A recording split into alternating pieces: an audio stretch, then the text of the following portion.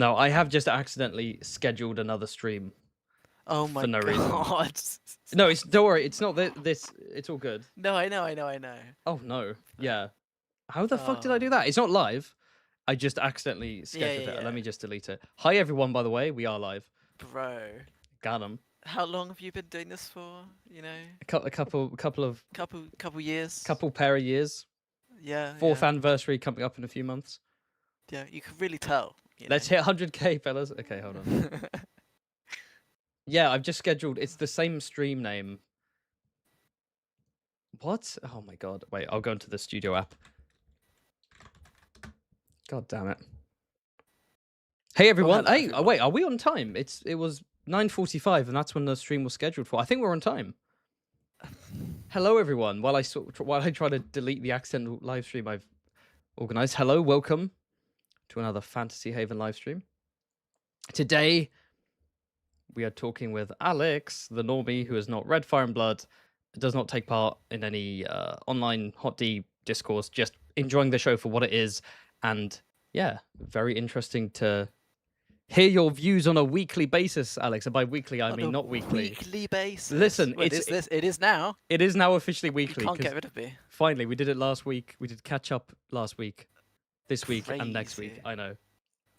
Crazy. Yeah, the thumbnail's shit for this episode because I tried to do a blur effect on the background. But the problem is it's just us in the foreground. There's not like a show character. And so what it means is that the background just looks like a low res image. So I do want to change that. I've also deleted the stream that I accidentally set up. There we go.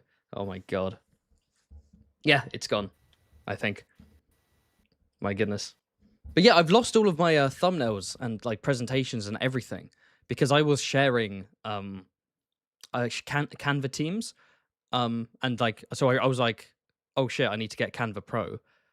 Right, but getting that new Canva Pro meant that I lost everything. So I've just lost all my thumbnails, all my templates, and everything. So like, I'm having to build everything from scratch. That's fun. Yeah, that's fun. But yes, we made it. We made it. Oh, hi, Alex. By the way, do you want to? No, yeah. Hi. Yeah, hello again, everyone. I woke up after my long rest. That's all I do between these streams is sleep and watch one episode of Hot D, and that's it. Brumation, right? Yeah. Lizard hibernation, just like a certain dragon this episode. Oh, what a segue. You'll be getting. Hold on, Callum in the chat saying 30 minutes late. What do you mean? It was scheduled for 9:45 and we start at 9:45. Did we not, Alex? He's a professional YouTuber. Come on now. Come on, I'm professional. 100k. I'm officially professional when it's 100k. I can make mistakes before that. What are we on? Sure. Oh, that's a nice number. 90,888. Let's go. Come on, guys, subscribe to the channel, please. I want 100k before Hot D is over. Do you reckon I can get that done, Alex, in less than 2 weeks? Yeah. Yeah, right? Yeah. Yeah, okay. Definitely. Right. We're going to be discussing the episode. Like and subscribe. Have fun in the chat. If you want to send in a super chat, thank you so much. I'll probably read them at the end of the stream with Alex. And if you want to, you can also send in a Streamlabs donation via the link in the description. Yeah, enjoy. These are our little I was saying earlier, these are our like niche streams, the little cult streams. They don't get as many views as my solo streams or the streams with Quinn, but there's a little cult audience here. You should be proud. You're all the real ones for being here. Yeah. These aren't the Haven heads. These are the Alex amigos. Maybe no, not. That's bad. No. That's bad. Pandog posse? I don't know. Should we get started? Oh, dearie. Yes, let's go. I'm definitely changing the thumbnail. Okay. Ooh, so the tapestry's slightly changed. Actually, no. Before we begin, what's your overall thoughts on the episode, generally speaking? It's another like classic season 3, like 7 out of 10. Like there was there's some cool bits and there were some like bits. Yeah, like 7.5. Do you Do know what this episode was called? I did see it and I've forgotten entirely. It's called A Dragon in Winter. Right. Yeah. Which is, I'm sure, some reference to would the dragons like sleep in winter or something? It's not a reference to anything in the Song of Ice and Fire, that's for sure. So it's just okay. Yeah, no, I It's don't just the know name. is the answer. I genuinely Oh, don't. they're doing okay. That was very Like, loud. What was like the that? faceless men. They're Oh, someone. just Sorry, someone sent in a stick. That was a loud noise. I apologize, everyone.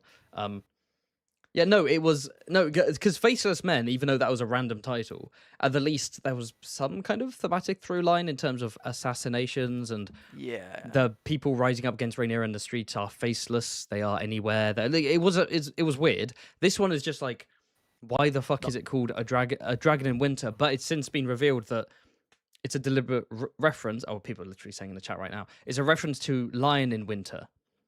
I found this out on my stream with Quinn yesterday. A lion in winter. what does that mean? That's a good question. It's is it a play or a film? I can't remember. Right. A Lion in Winter. There we go.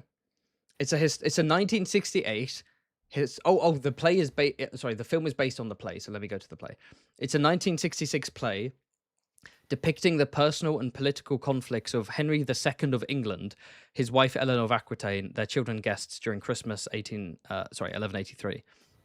So it's Huh. a play about Henry II, who came after the English anarchy, which is what the Dance with Dragons is somewhat inspired by.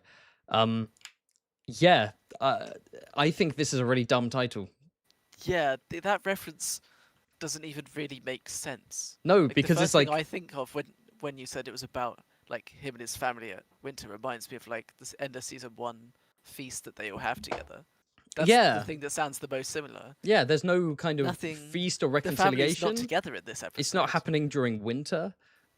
It's not even like a Henry II moment. This is not like a kind of post-war rebuilding the realm episode. Like this Yeah. is, yeah. And as Flippy's saying in the chat, it's an odd title because winter has a very specific connotation within A Song of Ice and Fire. So like a dragon. Yeah, it's a really Hot D has been It's odd. really bad think- with episode titles. Yeah, I think one of the writers is really trying to do his historical connections here with the whole Elizabeth I like line in episode 1. Mm. This, I don't know. They're really trying, but it's not good. I may have the weak and feeble body of a foid, but I have the heart and was it spirit of a king or heart and soul of a king? Something like that. I might be paraphrasing. I think you're paraphrasing. But anyway, the episode opens up and we get a new look at the tapestry. And what do we see, Alex? What do we see on the tapestry? Well, there were two dead guys next to each other, and I was like, who I don't know who they are. Two dead guys, and then it cuts to Just Christo. Christo. On the septagram. Yeah, he's in front of a seven-pointed star filled with arrows, which is interesting because I pointed this out to Quinn yesterday, which is that, you know, he wanted a glorious death to be remembered by the histories, and then he gets a pretty, you know, lame, ignoble death. But the tapestry is implying he is remembered by the histories because, you know, he's got this dramatic embroidery where he's like kneeling, full of arrows. He's in front of the sign of the faith. That's what it is. He gets a tragic, pious death instead of a glorious, like, blood rage death. Yeah, which in a way almost feels like better, honestly. But doesn't it feel like it almost goes against the purpose of his death being anticlimactic in the previous episode? That they're like, the tapestry, or am I reading too much into it? And it's just an intro tapestry showing off the major events, and so naturally it's like, oh, this is Kristen, this is the butcher's ball.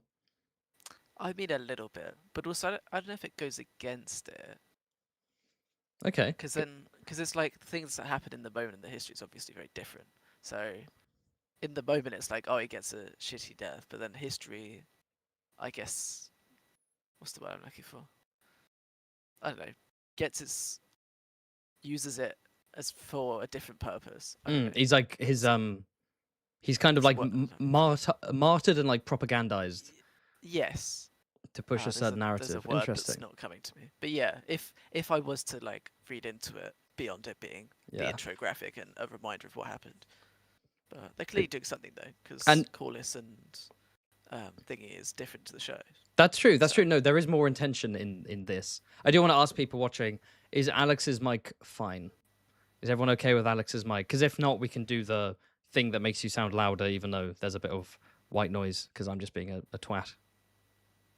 I'll wait for the chat to catch up. But moving on from the tapestry, our first scene, Helena has a dream, a vision, where she's in the Red Keep and she's with a horse, a grey mare, and then the Red Keep gates open. She looks out into the sunshine, but then she wakes up, and Rhaenyra's like, "Oi, I want you to be my spy mistress, oracle woman who can have visions and tell me where my enemies are." And Helena's like, "No, leave me alone. I'm trying to sleep." Yeah, you've just by saying it out like that, you've illustrated something I missed, which is that she's so like her path out is there, and then Rhaenyra is the one blocking her. Mm. Um, It's like but interrupting her dream of freedom. yep. But yeah, I think it's. I mean, they do a lot of the dreaming this episode with the classic dream filter, but I guess they get a low stakes one at the start to kind of ease you into it, because It's our first yeah, look at dragon dreams because we've had visions before connected to Harrenhal, connected to the Weirwood. In Game of Thrones, obviously, Bran Stark had visions, right? And dreams. So and these are our Rhaenyra had some in season. Not Rhaenyra. Blah blah blah blah blah. Have I forgotten her name? Helena had some in season 2. She had like one, or was it just like the montage at the end? yeah, 'Cause no, it no, was yeah. like She was Blood part Raven of the stuff. montage where she kind of stepped into Daemon's vision, which I still don't understand, Right. and they haven't spoken about it, even though they're both in the Red Keep at the same time. Odd. Yeah, there's someone asking in chat. We are doing super chats at the end of the stream, so if you send them in, we'll go through them in one chunk. But yeah, what did you think of this scene? What do you think of, I guess, Rhaenyra basically being like, I want to use you as a tool. What do I you thought know? I mean, it was funnier on second watch. I mean, it's still funny on first watch, but second watch, it's just like she's being very blunt. She's like, "I'm your sister. You can tell me all the strategically valuable information you definitely see in your dreams." Um, like, I mean, this whole episode, she's just seeking validation. It's her first attempt going, "Yep, you've got like CCTV in your brain when you sleep, right? Have you seen Damon? Have you seen everything that's going on? What did Ormond have for breakfast this morning?" Um, so, and Helena gives her the like bitch please face the entire time. She's like, Yeah. seriously, seriously, and And she's like, Veneer's like, oh Helena, you're a dreamer, and Helena's like, really? Who'd have thought? What? yeah, because no one's So taken her seriously before this. Like, yeah, because no one's quite understood what that means. Because the Hightower Targaryens aren't very culturally Targaryen. mm, Um, it's only really like Rhaenyra and Viserys and Daemon who sort of understand that stuff. And you get the impression that Viserys and Rhaenyra probably didn't pay much attention to Helena as a kid. Like, yeah, yeah, and now Rhaenyra takes her like too seriously almost. She's she's like, a, "Oh, you're a dreamer, so you have these great powers." And she's like, "No, I see stuff sometimes, but it's not." It's like, "Oh, what was it this morning? Oh, it was a grey mare." And Rhaenyra's just like, "What?" Um, Helena's like, have you ever spoken to me before, Rhaenyra? yeah. Have you And ever? Rhaenyra's like, "My sister, you're my sister. You can tell me anything." Um, I do wish we'd had scenes with them before in terms of like, as yeah, in like, it's a criticism of the pacing and so on. But like season one, I would have liked to have seen Rhaenyra interact with all of her siblings at least once yeah. properly. Because I totally forgot that they were actually like half sisters. Yeah, well, it's Because I hard was for this like, show. yeah, I mean, it was like the age difference and everything. But I was like, oh yeah, they are related. Well, obviously they're related, but obviously, like, forgot they were that closely related. Yeah, Um, but also she casts away the embroidery that Helena's doing, which had Aemond on it last time. yeah. Check the So embroidery, Rhaenyra. There yeah, she's just like, no, that can't be important. It must just be your dreams. might be Um, some spoilers there. yeah, yeah, we can't see that yet. But yeah, after this scene, do we have because Quinn made this slideshow last time and we merged some stuff together. Is there a hold on a sec? Oh yeah, no, he did include it. Yeah, so we cut to Harrenhal. Oh no. Interesting. We cut to Harrenhal, and Alicent's made it. Alicent's arrived. She jetpacked her way across the Yep. Crownlands and Riverlands. She's like, I'm here. Sprint. Naruto ran all the way. And then Yeah. they Oh, begin I hate this smooching. scene. They I begin did skip smooching. this scene. No. What do you mean you I hate skipped to it? break it to you. Oh no, I did not as entirely. I skipped the like bit up until he realizes that it's not her. Oh, you mean on a Because- rewatch? No, on my first. On as your well, I went first watch? forward slightly. I couldn't deal with it. Maybe I'm a weenie, but Damn. there's been I don't know. I had to rewatch it 10 times just to like make sure there weren't any Easter eggs. Okay. um, but at good least for you you. but I you- guess. But you saw that I it was like a fake vision Yes. then. Yeah. I didn't skip the entire thing. I was gonna say like skipped you the skip it most and you don't- uncomfortable bit. Yeah, the best bit. Yeah. because I couldn't. It was just ugh. Yeah. The reason why it's not that icky for me is just that like the actors look nothing like each other. Like yes, I suppose. not just in terms of like their faces, but also just like different wigs. Like they just don't look like mother and son in the slightest. Yeah. But nah. But yeah, Um, what do you think? must have Did been- you think when you Must have first? been fucking weird to film. Must have been really Yeah. weird to film that. But did Did- I think? I mean, when Alison came in and that happened, did you suspect it was a vision, or were you like, "Ayo"? yeah. When it got worse, I was like, yeah, that's not. That something's up, and then Oh. obviously something was up, which is very good. And then it does also give you, Okay, there we go. because the thing that confuses me about this scene is whether it's Aemond imagining this, or if Alice is doing some kind of witch thing. Because then that changes what it is a lot. Because if it's Aemond, then it contrasts what he sees his mother as versus what she's actually like when she shows up. Yeah. Get a glimpse into his twisted mind. Whereas if it's Alice, then it's like, oh, she's trying to manipulate him. So, and because she says, "What have you seen?" But I'm like, is that her genuinely being like, "What's up," or her just feigning ignorance? Yeah. So Um, I don't think the writers have officially said, but the actress for Alice Rivers, Gail Rankin, has basically said that Alice didn't know. Alice was surprised. okay. Which explains so her it surprise is- later. it is It's the yeah. weird magic of Harrenhal mixed with Aemon's psyche, making him kind of hallucinate Alice as his actual mother, Alicent. His mummy is his mummy, if you will. Yes, yeah. Um, Which I think makes more sense. That's not necessarily Yeah. confirmed. That could just be the actress' interpretation. But it makes more sense to me because, like, why would Alice need to do that? Like, we established last Yeah. episode that, like, he's kind of into her and, you know, she's quite successful at kind of getting him on side, manipulating him a bit. So why would she need to do that? If she's like, hey, I want your kids, I want your princes, I want to raise these dragons, I want Harrenhal to be our seat of power, you know, let's go to the bedroom. Why does she, you know, I could see a situation I see what you mean. where Alice is like, if you want to spice things up, I can give you a potion and I'll look like your mother. But I don't. But yeah, it's the right. Yeah, I think I agree with you there. I think it's better. Yeah. And then Alicent does actually turn up. Did nearly get their names wrong. Yeah. No, it's It's just Raina, Rhaenyra, Alice, Alicent, Alan, Damon, Daron, Damon, Adam. Yeah. I mean, yeah. Ulf, you know, they're all the same.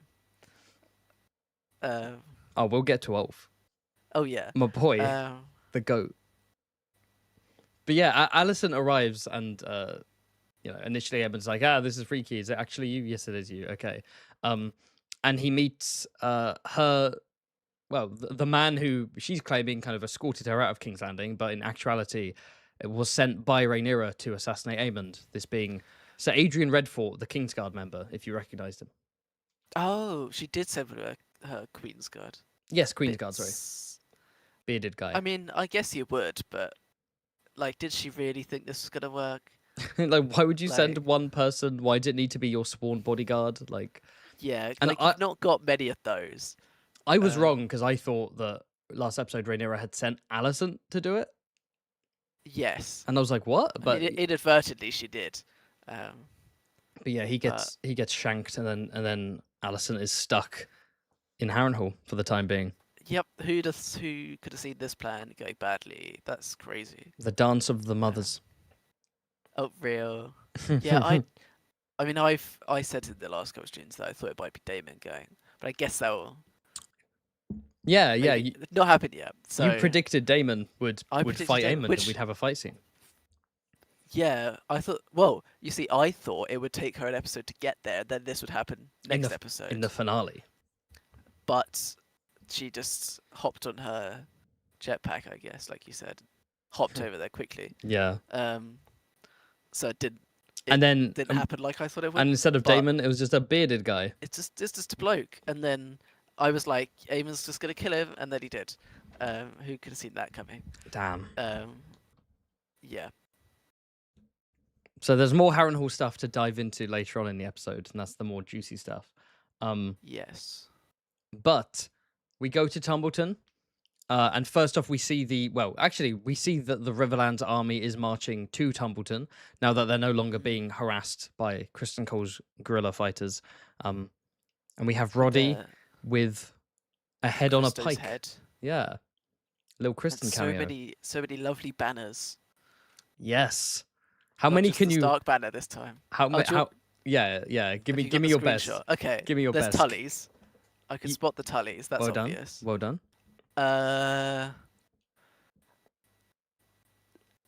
Oh, is there Freys in the background? No, there are not. No. Are you looking at one, obviously? Are you I'm looking at the two white Oh, you're towers, right. No, you're completely right. Yeah, that's a tray. Get fucked. Well, I haven't Get read fucked. the book, so how would I know? Yeah, no, you haven't. Yeah, that's about it. It's not Blackwoods, is it? Yeah? Which one do you think is Blackwoods? The yellow and the red stag. Oh, no, that's not Blackwoods. Oh, no. Fuck. Is it the red with the black? Oh, it's the red with the black thingies on it. Yeah. Are they like holly leaves or something? They're ravens. Or they're crows. Oh, right, okay. They're black ravens with a white weirwood tree. Is it are the brackens there? They've got to be right. Yeah, they're not stags, they're horses. Red horses on okay. gold. I see. My CK3 plague's paying off here. Hell yeah. And that's about it. I can't do the other ones. The remaining ones are in the very back. There's House Piper, which you can barely see. Those are the like the deep blue ones. Their sigil was his neck slush last time. Yeah, nice. House That's Piper not of Maidenpool, my apologies, of Pink Maiden. Their sigil is a naked woman dancing, which is pretty based. There's the Darry sigil at the back right, which is the white one. It's the brown ploughman of Darry on white, and then there's House Vance of, is it Atranta or Wayfarer's Rest? I can't remember. There are two House Vances, and one has black dragons on it, the other has green dragons on it. God. I think it's Wayfarer's Rest. I'm just going to double check. Oh, for fuck's sake. Let me try that again. I tried using my phone and it just fucked with me. Okay, let's... It's House Vance of Wayfarer's Rest. There we go. Of course. Actually, it's House Vance of Wayfarer's Rest. Gonna be Mandalay in here. And then to our left, there's this guy. Oh, you can see my cursor on screen. That's nice. There's this. I should have been pointing to all these. There's that. I don't know who he is. To his left, there's a dude who on his chest has the sigil of House Goodbrook. So that could be a Lord Goodbrook. Just, why not? Never heard of them before. Why not? And then to his right, there's Black Alley, who is slightly hidden by the chat box. Right. Who's yes. Who sniped Kristen and has not had any dialogue, which is annoying. Yeah. Maybe next episode, or will she just die? Who knows? We'll have to see. But yeah, cool horse armor. Todd Howard was jealous. Oh, Todd Howard's making bank from this. Oh, true. Yeah, he sold all of it. He sold it. Yeah, no, it's good. No, wait. No, because there's a later slide for Tumbleton. So I think this is just a shot of the army marching. Yeah, that's quite fun. I wish we've got more from Black Alley during this season. I wish we got more from Roddy. He hasn't even been name dropped, by the way. Yeah. Roddy the Ruin. Yeah, no, apparently she has had a line. She sang one line. Of course. Well, that's during fine the then. fish feed song. All right. So next up, we have a council scene where Torin Mandalay is complaining because he's like, everyone's blaming me for the financial crisis, and my manse was like the doors were smeared in shit, and I'm suspecting I've been hired as a scapegoat because there's nothing I can do to help the situation, and then Rhaenyra responds by just ignoring him. Yeah, not not great. Not a great play here. Because she should at least pretend like she cares about Manderley's situation. She's a bit too like he's like, well, I'm getting smeared, and she's like, and I don't give a shit, which is like, I know you set him up to be the scapegoat, but you could at least pretend like you care and not openly antagonize your She seems very council like members. exhausted and kind of done with shit, where she's like, I can't be Yeah, bothered to even like flatter you or humor you or butter you up. Like it's just, yeah, it's moving on. just More important deal with issues: it. is Aemon dead? Have we killed Aemon yet? And then she gives Harrenhal to Lady Frey She does, because she was which is like, yeah, it's a big decision to make flippantly. yeah. She's like, To just be like, yeah, House Frey, just have it, right? just have it. No one Send else your is men gonna care there. I about give that. up. Yeah. I'm sure there's no other Riverland houses that are very annoyed at that.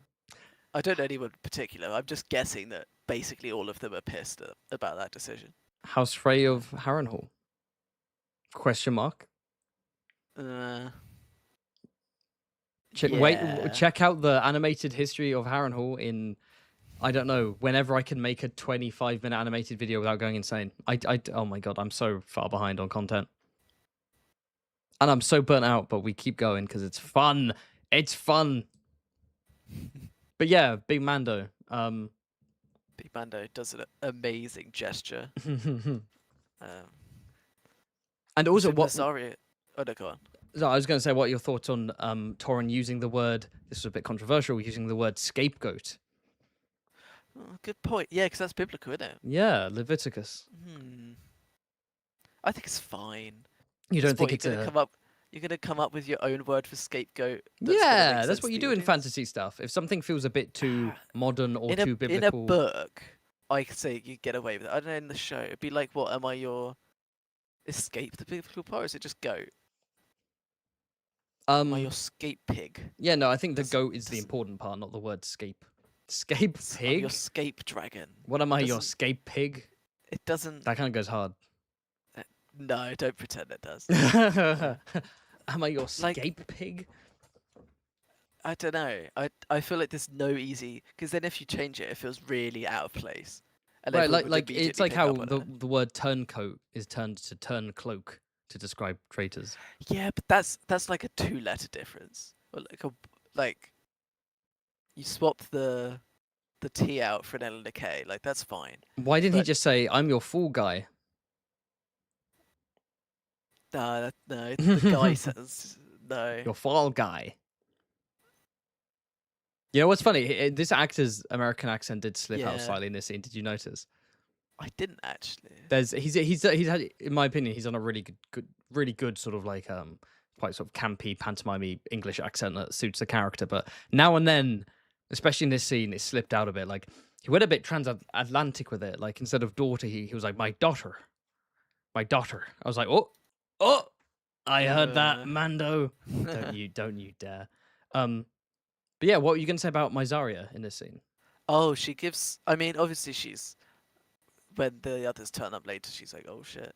But she gives a. Where's my note? She gives a sassy sip of her cup. I think. Oh, when Rhaenyra's like, "And where's Daemon?" And Visaria's like, "Oh, I told you," but she does. She pushes that a lot later, as well as other things probably. Hell yeah. Yeah, she was. I mean, obviously she's fed up. So, but having her. I mean, he's chilling. He's like, yeah, we're gonna get Tom Woodton at the. Yeah, the my army's men on will their be way. here soon. And then Rhaenyra's like, cool, but where's Daemon? And where's Aemond? And the other two, she just doesn't care about whatsoever. So probably not Yeah. a great idea to antagonize them so openly, even if she is fed up. but we'll see how that goes for her. Yeah, it's a pretty short scene. I have enjoyed personally the black council scenes this season. Yes, they've much improved from the last council she had. Sorry, Crabman, but Well, you don't like Bartimos Celtigar and Maester Gerardus and Sir Alfred but Broom. he had a name, the Maester. Yeah, Maester Gerardus. Don't disrespect Gerardus. Don't insult Big G. Okay. At least Celtigar has a cool name. Yeah. Bartimos Celtigar. Even if he did let's nothing go. whatsoever. In Fire and Blood, this isn't too much of a spoiler. In Fire and Blood, Bartimos is the one who becomes the Master of Coin. Ah. And in the show, they replaced him with a different character, Manderley. I don't know why. I think they just wanted a more interesting character to sit on Rhaenyra's council. Yeah. Because Crabman's just chilling on Dragonstone. Yeah, if they used him, like it'd be fine, but it's a nice to have some new faces. Crab emojis in the chat, everyone. Okay, moving on, we go to the Vale. We have another scene in the Eyrie, and Daemon's like, because there's been reports of Sheepstealer flying close to the Riverlands and kind of almost track, because Rhaenyra's basically trying to track down Vhagar. And Daemon's like, oh, for fuck's sake, this isn't the plan, Rhaenyra, you're going to get yourself killed. So he goes to the Eyrie to confront Jane Arryn, and she's chilling. Yay! Let's go. Well, aren't they? I thought they're roommates, no? Oh yeah. Sorry, you get some great friendship. Yeah, no, they're just friends. Really lovely friendship. There wasn't enough room on the throne, so she had to sit on her lap. This is a character in Fire and Blood called Jessamine Redfort, who's was Lady Jane Arryn's friend and advisor and trusted confidant. Really good friend. Yeah. Unrelated. Jane Arryn never married or had kids, but that's just. That's just coincidental. Yeah. It was by the by. She's not really a character. She's just a cameo, but it was quite cool as a book reader to be like, oh shit, that's Jessamine Redfort. That's a nice nod. Talking about it before, and you were saying that it'd be nice that the room felt a bit empty. It'd be nice to see other people there, and we've seen some other people in there now. We have. When Daemon's when he's just barged in and not giving her notice, which is probably why we get to see someone else in there, not just her being like, "No, I'm ruling this place by myself." And my dogs. And my dogs. Her Afghan hounds or whatever they were. Yeah, or Salukis, which are no. Beautiful. Yeah, where are the doggies? Yeah, I guess there. I don't know. It was friendship time on the thrones. Were you about to say she's got a different dogson on her lap? That's crazy. The fact that you were about to say that, that is crazy. You're going to get me cancelled. But anyway, yeah, so we have this scene and another Eyrie scene. Some of them have felt more relevant than others. But she said something about nettles, and I was like, oh Ayo? shit. Because it's like, oh, what does she say? She says there are tales spreading of a wild girl surrounded by sheep and nettles. Yeah, isn't that the name of the book character that got cut for Rhaenyra? Yes, it is. There we go. Nice catch. I thought it was. So it's a little nod. It's a nod to the book. Rhaenyra herself says it again later, I think. She's like, I don't want to live in nettles. Does she? Or something. She says something about maybe when the big argument they have later with the dragons. Well, argument which turns into a fight. But she's like, I can't live like this. It bushes and nettles or something. A bunch of big fans of Nettles from Fire and Blood were quite annoyed by this line that you've pointed out, because they were like, "You've cut a fan favorite character, and now you're referencing her. Go fuck yourself." Like people were pissed off by it. Like, I can get that. Like it's meant to be a nod. Your favorite, it's meant to be a nod to her, obviously. Like it's not meant to be a troll, but like people took it. People were like, "Fuck you."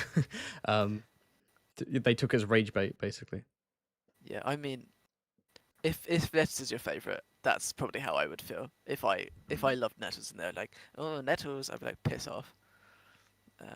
So understandable, I think. Anything to add about this scene? In the Eyrie, specifically. No, I forget. I get Eyrie and Vale. Like, oh yeah, sorry, yeah. The Eyrie is the castle. The castle of the palace. It looks a lot. Does it look a lot cooler in this than in Game of Thrones? I don't remember how it looks in Game of Thrones. Yeah, it's smaller. They rebuilt the set, but they added like a nice mural on the walls, and they've changed the design of the throne. It's made out of driftwood, that throne. I mean the palace itself as well, because you get an outside shot of it. Oh, But I see. Yeah, no, I think it they feels did. bigger. Yes. Every time we see the Eyrie again, it's slightly redesigned. Um, in the words of Ultrawift X, it's slightly redesigned to look less stupid than it was previously. Because the Yeah, design from I think season one is absurd. The design of the Eyrie in the show is really stupid, and they're constantly tweaking it. But like, it's meant to be this like white marble palace with giant towers on top of a snowy mountain, right? It's meant to be beautiful. And in the show, it's just kind of a bit of a fucking monstrosity with a dome, and it's like in between two mountains to explain why there's a hole in the floor, whereas in the books, the moon door is a literal door in the wall that's like just the edge of a tower that if you fall out of it goes down the mountain, right? right. Oh, so the design decision from Game of Thrones is It's forcing them solely take based around having a hole in the floor for Game of Thrones, right. Yeah, which means it's a really stupid castle. yeah. I mean, you could also say the book version is stupid because it's made out of white marble, which would be extremely cold to have up very high on a snowy mountain. But it looks And cool. also, It's aura, you know. George's castles are all a bit odd in their own way, all a bit Yeah. unrealistic in their own way. So I'm fine with it. Yeah, but yeah, this But is I feel like it's this is getting a better. very low I think res it's getting better. screenshot. I don't know why Quinn chose this one. A little scene with Adam and Baylor where Adam gets some dialogue. Crazy. he work. speaks. Do you remember Again, him? He's for like the Alan's second brother. Do you time. remember this guy? Yeah, I He's remember. He's the cool one. Yeah. I don't Actually, no don't shade to disrespect Alan, but Alan. Don't disrespect that man. he's Killed Philosophy Tube. did. Show some respect. He did. He killed. Well, he didn't kill the bitch fist, but No, that's the ship. it should. You wanted it to be the name of Shrek It's- Aloha. It's like I don't care about the ship. I'm sorry. The It should bitch be her fist is nickname. coming, and it's her. Yeah. That's that. Anyway, I think it's a great. Anyway. Yeah. Anyway, yes, this scene Yeah, they're still tracking Vagar, who's on the loose, and they all think Aemon's riding. They're like, why is Aemond and Vagar going around like burning random villages? And Adam's kind of basically shooting his shot, being like, if I'm legitimized, I'm gonna have to marry a highborn lady. Am I right? and she's like, "Oh, like Alan, right?" And he's like, "What?" Oh, Alan reference. Am I right? Did your brother tell you that we had incest sex? And he's like, "Oh." Oh, you got with the guy who you don't have chemistry with? Oh, okay. Yeah, the guy you get along with so well, we just Yeah, the guy you've had so many scenes talking to previously. yeah, more than Alan. Even though I've had like 2 seasons all season, still more than you have with Alan. You know what's funny? The fact that this episode came out. I'll give you a sec. I had to mute my mic and yawn. I'm so sorry. It's late. This scene came out early. There was a special screener for people at some event. I can't remember what. Oh no, Comic-Con. Was this the one? No, episode 6 was screened at Comic-Con. I can't remember, but this was screened early for some people. And then a bunch of leaks came out online. And then people started making up fake leaks just to like dilute the pool and to basically troll people. And one of the leaks that came out about this episode is that there would be a Baylor, Alan, Adam threesome. Crazy. And people were like, oh my god, is this a real one or one of the fake ones? Like they couldn't tell. And I remember watching this episode being like, there's no fucking way. There's no way. Yeah, that. Where would they fit that in? Yeah, did not It'd happen. be like a cutaway gag after this scene. They go back to Just a they like smash fly cut. back to they fly back to King's Landing. And they're like, wait, before we tell Rhaenyra anything, 1 second. Baylor's like, why not Like- both? Yeah, I mean, I think this sort of love triangle thing is a bit stupid. Yeah. like, I'm with you. why- I mean, just why with Alan? What? Are they trying to give him something else to be doing? But I feel like it's okay that he's had a break. He's not been at the front. He's going to be now because, the whole finger and box situation. But like, I don't get it. I think it's silly. Yeah. And another of the leaks that came out was that there would be a Harrenhal breastfeeding scene, which but also proved to not be true. Did you write all these leaks? I did. Shut the fuck up. I did not write these leaks. That one came out Sure. and everyone was like, "There's no way." And it also was proven to not be, because of course. Yo, Flippy in the chat saying DP'd by her half uncles. We need to move on. This is getting ridiculous. Let's move on. Let's move on. But yeah, this scene. Very cool. Oh, and they see Sheep Stealer in the distance, and they They go, do. haha, we And must report back. and I was worrying here, oh, we're gonna get accidental Baylor versus Raider round 2, but I guess Baylor just stays at King's Landing for this one, which Yes, I feel like could have been. So there's so much drama in her going with, and she just doesn't. that's Like, true. But This, 'cause, also, King's Landing does need to be defended yes, against. I guess can't just leave Adam there. Well, no, Adam goes along to the later Yeah, scene. yeah. I mean, swap Adam for Baylor. Oh, I see, is I mine. see, I see. Oh, 'Cause then because the there's more juice would be emotional crazy. resonance then. Yeah. That's a fair point. Because at the moment, by the end of this episode, I don't really see what the point of this arc has been. Really. Yeah, So we'll dive into that when we get to it. yeah, we'll get to it. But I think here, bring Baylor with swap Adam for Baylor, and then I mean, I guess it adds complications that they didn't want the scene to be too long or something. But I don't know. Yeah. Whatever. But we move back to Harrenhal, and we have. Oh, I forgot to say. Oh, go on. When Adam sees Sheep Stealer, he's like, "Is it Vhagar?"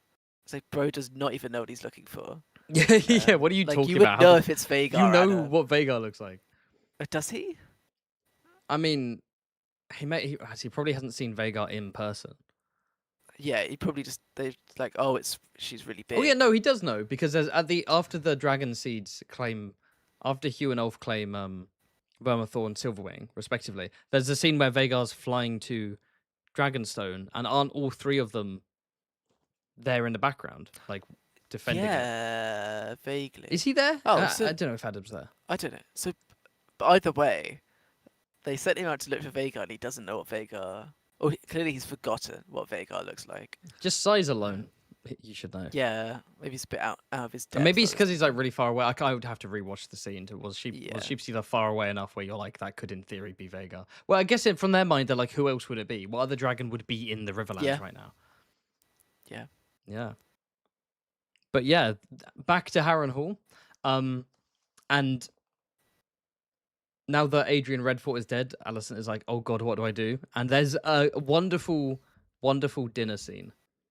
Oh, yes. Yes. With Alicent on one side and Alice on the other, and it's pretty tense.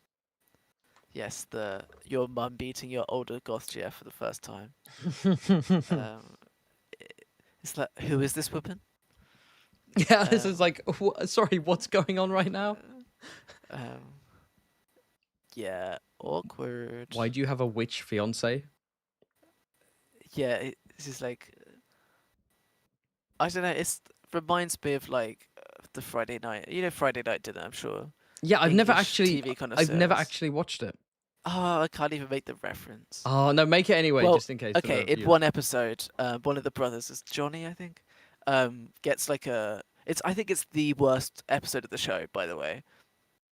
Okay. Or is it? No, that's when Adam gets a girlfriend. It's Johnny, who's the older, more dickish one, gets a girlfriend and is like engaged to her in a shotgun wedding or like gets married to a shotgun wedding in Vegas or something, and then brings her back to his parents. And his parents are like, who the fuck is this? That's the vibes I was getting here. Was shotgun wedding, older woman, and then your mum's just like, what the hell is going on? That was a great reference. Yeah, I'm sure all the Friday night dinner enjoyers in the chat are understanding this one. I'd need to binge that because that's like it's your kind of thing. Oh yeah, no, it is. It's like it's the kind of thing I should have watched alongside all the other like, you know, Taskmaster, In-Betweeners, like not seen Taskmaster. Yeah, no, I have seen it. I'm saying alongside the stuff I have watched, like the kind of. Oh right. I was gonna say, be some kind of Channel 4 coded or BBC 3 sitcoms. Like yeah.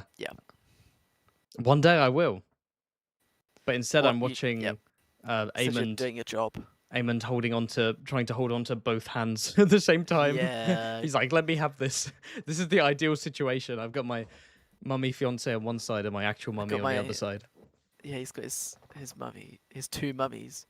And unfortunately, Yeah. Unfortunately, Alice is jealous.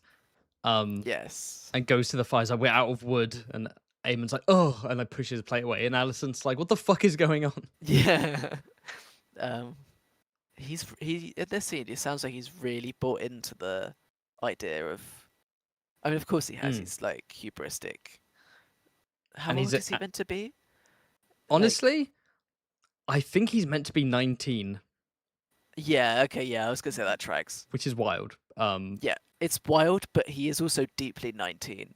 Like, Yeah. Medieval times, they look a bit older. The stress of life. yes, and yet they're still really edgy. I know everything. Yeah, no, Hubris. he does. His little vibe teenagers. is like, yeah, Incredibly 19. I studied Yeah. the blade. So, oh yeah, for sure.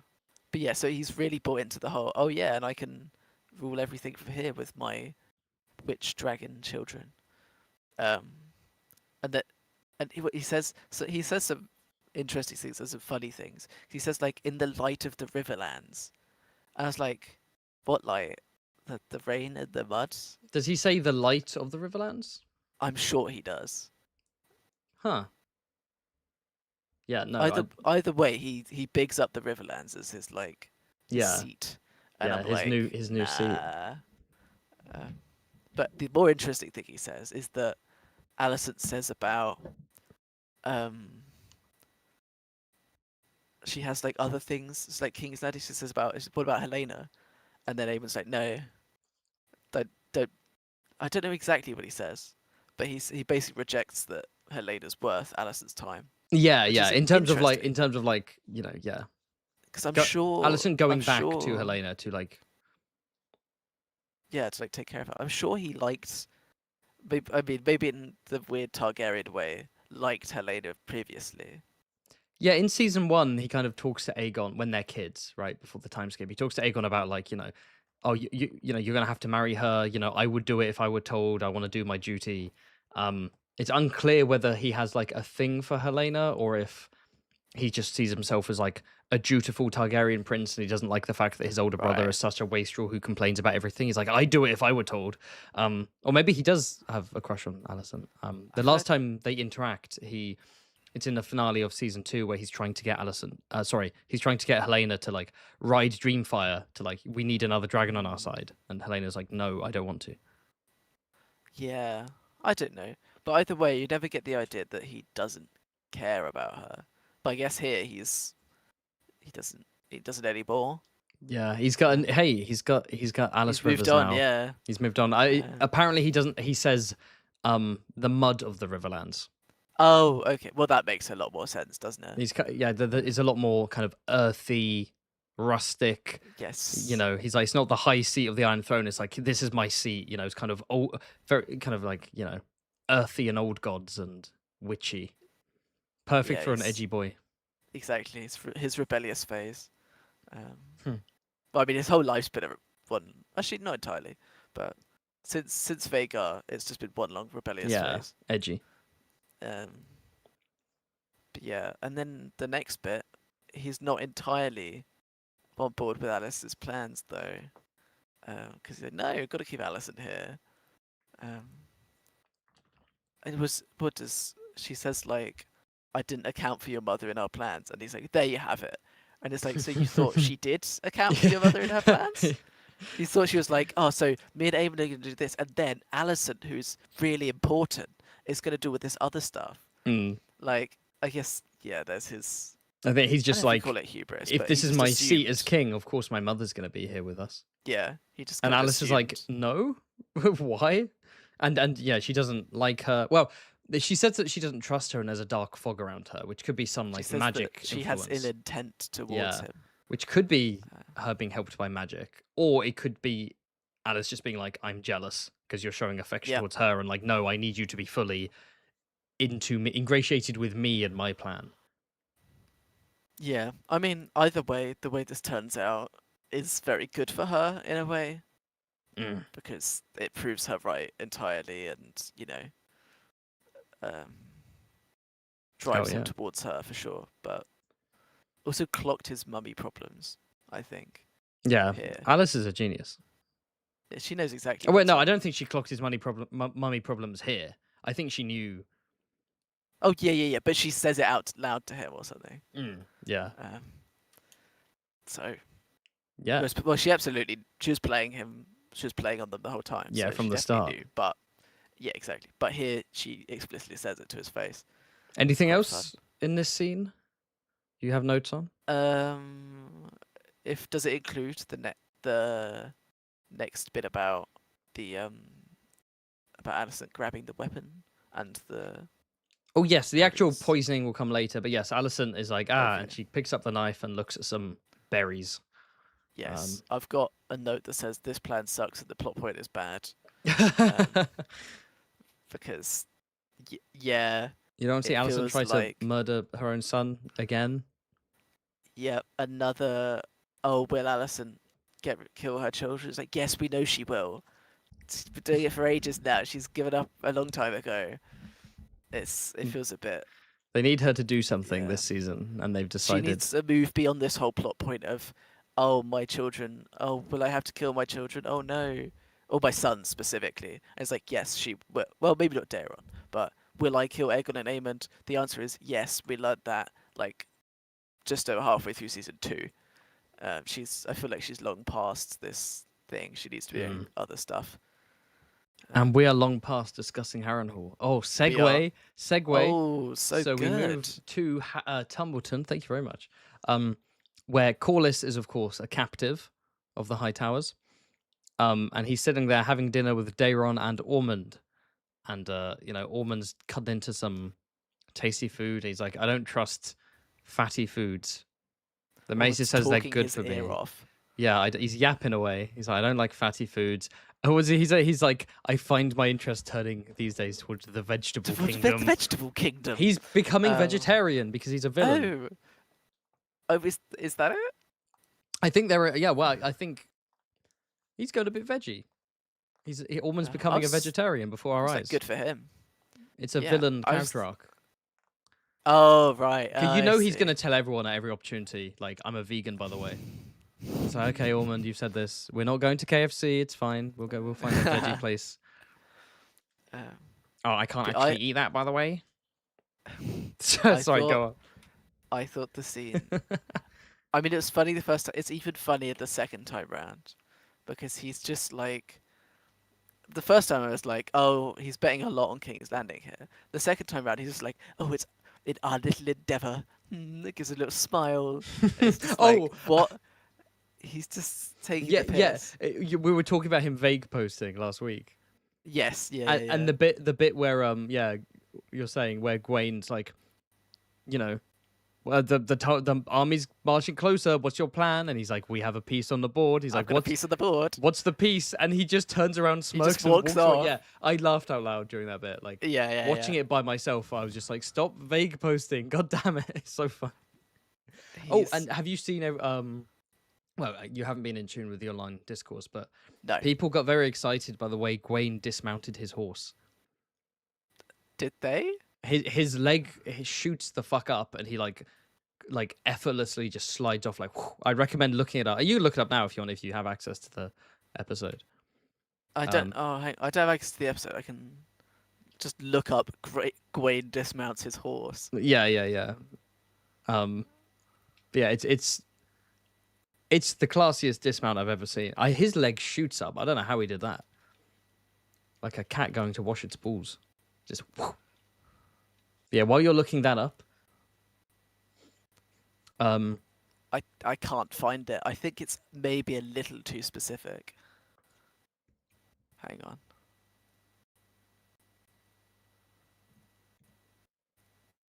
Do you have Twitter? No. I don't know. I value my sanity. Hang on, I can find it. Don't worry about it. Well, I don't have any. So. Go on. Yes, Ormond. Is yapping away to Corlys, and Corlys is like, "What do you want? What the fuck do you need?"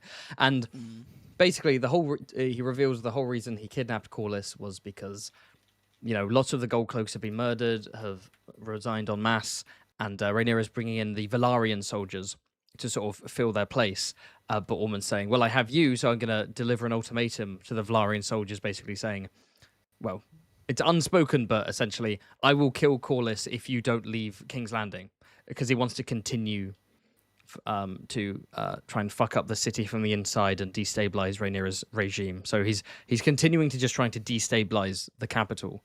And Daeron is like, Darren, yeah, what's that gonna do for us? yeah, it's Which like is cool plan, but like there's an army marching towards us. So what? And then Ormond just glares at him. yeah, it's his first. Is it his first open like questioning of his plan? Yes, I think so. I mean, there's a bit a couple episodes ago when they're playing Savas, and Daeron Yeah, Daeron says, you know, oh yeah, the histories are dry, and Ormond's like, yeah, huh? but that's Yeah, that's less about his that's not actual a plan. confrontation. No, that was Yeah, just he's just a bit of a slip up. But here His- he's straight up questioning like his Ormond's plan, which is okay. I've found the horse dismounting scene. Oh, that's good actually. that's clean as hell, right? That is clean. That is clean. You can tell the actor probably grew up horse riding because he's from the Fox family, who are, you know, the upper class acting family. So he's probably an expert with horses. Yeah, felt a bit Legolasy. Lego what? Legolas. We don't need to talk about the Legolasy. Okay, that's crazy. Oh right. Focus, okay, Alex. okay. Focus. But yeah, and then Ormond starts just casually being racist about Targaryens, as you do. Interesting that, you know, we were talking about how he seemed to have a distaste for for Valyrians, right? Mm. But that doesn't extend. Apparently, it's only Targaryen Yeah. specifically I because got very confused yeah, when I rewatched this. I was like, he's saying this to a Valarian, which is Yeah. the other Valyrian house. so it must not just be a I hate the Valyrians as a group, but specifically I hate the Dragon Lords, right? The nobility of Valyrians who So through specific. dark magic bonded with brutish beasts and conquered our realm. So yeah, it's more specific. It's I think it's more jealousy, to be honest. I think it's more he's annoyed that there's a Yeah. specific group that managed to conquer dragons and rule over them, and he's like, "Fuck you, Hightowers should be in charge." And then of course Corlys isn't having it because he's like, "Well, you talk about my wife, so fuck off." Yeah, he insults his wife and Corlys, the hashtag wife guy. Can't stand it. Such a wife guy that he had two bastards. Yep, classic wife guy behavior, you know. A man needs to relax now and then, you know, stress. Ormond would agree. Ormond would agree. But Ormond would watch this episode and then the lesbian scene later, he'd be like, "Women can do that? How does that work?" But yeah, anything to add about this scene? The yapper of nonsense versus Corlys? I don't know. I mean, is he being himself and annoying Corlys, or is he just rage baiting him? Like, the is he fucking like purposeful- the Like he knew that insulting Rhaenys would do that, so he's just taking the piss? the monkey versus the lion, that picture. Yeah, yeah. He's just doing that. Considering I don't think he gets anything from having Corlys on his good side. Corlys is a hostage. Yeah, You know, I think he's just trolling him, to be honest. it's real. He's like, Makes why not? sense. And then at the end, he's like, oh yeah, yeah. one more thing. I need your finger. Although Ormond definitely didn't take his finger personally. Oh no, he would Yeah. never do something so grisly. The moment the scene cut, he turns to John. He's like, yeah, bold John, do it. Yeah, you do it. I'm just going to the next room quickly. Have you seen The Odyssey yet? No. Okay, I won't say anything then. I was going to reference The Okay. Odyssey. But yeah, little Tumbleton scene. Oh, and then after this, yeah, Daeron talks to Yes. Gwaine. and confirms what I thought from the first time I saw the two of them talk to each other, just that Daeron thinks Ormond is mad. Yeah. And is like a nice person. Not Ormond. Daeron's just like a nice guy. He doesn't even want the throne. No, which makes him the only person out of all the contenders that doesn't feel entitled to it. Yeah. Because No, Rhaenyra's like, oh, it's mine because by divine prophecy. yeah, that my father. Aegon's like, I was yeah. anointed by the High Septon, it's mine. And then Aemond is like, oh, my brother's useless. I deserve it. And he has the Daeron's biggest like- dragon. Yeah, and Daeron's like, well, I don't even want it. So should we have King Daeron, the first, on the throne?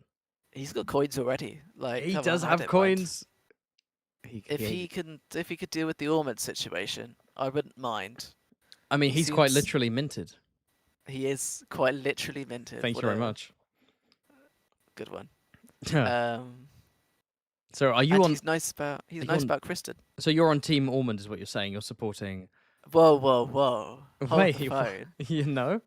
I'm still kind of Rhaenyra at the moment, but I Hmm. mean she's not doing well. Of the Um, four factions, arguably, you're still Team Rhaenyra. yes, You yeah. haven't moved over to Um, Ormond Chud Tower and no. Daeron.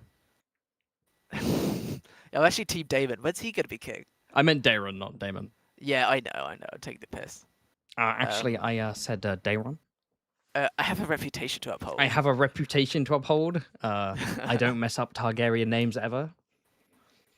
But yeah, he's like, yeah, Rhaenyra can keep the throne for like and he talks about, he says it seems like everyone, because no one's telling him shit. So he's like, seems like everyone here just wants like a pointless, glorious death, and Gwen's like, yeah, just like Kristen, yeah. basically. Oh It's no, like, oh, no, I'm it's sorry. Gwen. Gwen's the one who says that from the start. Sorry, he's the one who says that. Yeah. Everyone here seems, yeah. And then Daemon's like, well, I'm sorry. He actually says, I'm sorry about Kristen. Whereas Ormond is like, oh, your stupid friend is dead. Yeah, Somehow. dim but Um, dawnish. He calls him. yeah. It's like, ayo. Whereas Daemon's actually like, sorry about him. And then Gwen says he gave himself to the dust or something. There's a lot of dust talk. There is a lot of dust The last talk. few, I'm not quite. I'm not a fan of dust. I feel like mud feels better to me than dust, or ash feels better. Yeah, I mean, literally, he did give himself to the mud. So, but dust, I don't know. Not here to pick up the. Yeah, no, it doesn't matter. Anyway, I just say anything else dust to is add about different. this scene? Not. Don't think so. Right. We move on to the Three Stooges, the goats. From one faction to another, you could argue. We have Aegon, Larys, and Tyland are riding off to Maidenpool, the seat of House Mooten, to basically sail to Bravos, where Larys has a bunch of gold stashed away. But they're interrupted by the Mooten army traveling not to Tumbleton, but to Rook's Rest, because they have heard that they've heard word that Tyland Lannister is hiding there, and they need him to give to Rhaenyra so she can find out where the gold is. And Aegon's like, oh yeah, we need to go back and use Rook's Rest to like fortify ourselves, Yes, Tyland's like, let's go back and Yeah, sorry. fortify. And Larys says, he just says like, let's just run away, or something to that effect. He says something else, I don't know. And then Aegon's like, nah, we're gonna keep going this way. And we'll merge this with the not the final scene, but the later scene in the woods where basically Aegon decides, because they're like, oh god, we need to flee because we could all be captured, and Aegon's like, no, I actually want to do one last stand. And Tyland's like, fuck it, I'll join you, and Larys is like, okay, bye. So what were your thoughts here?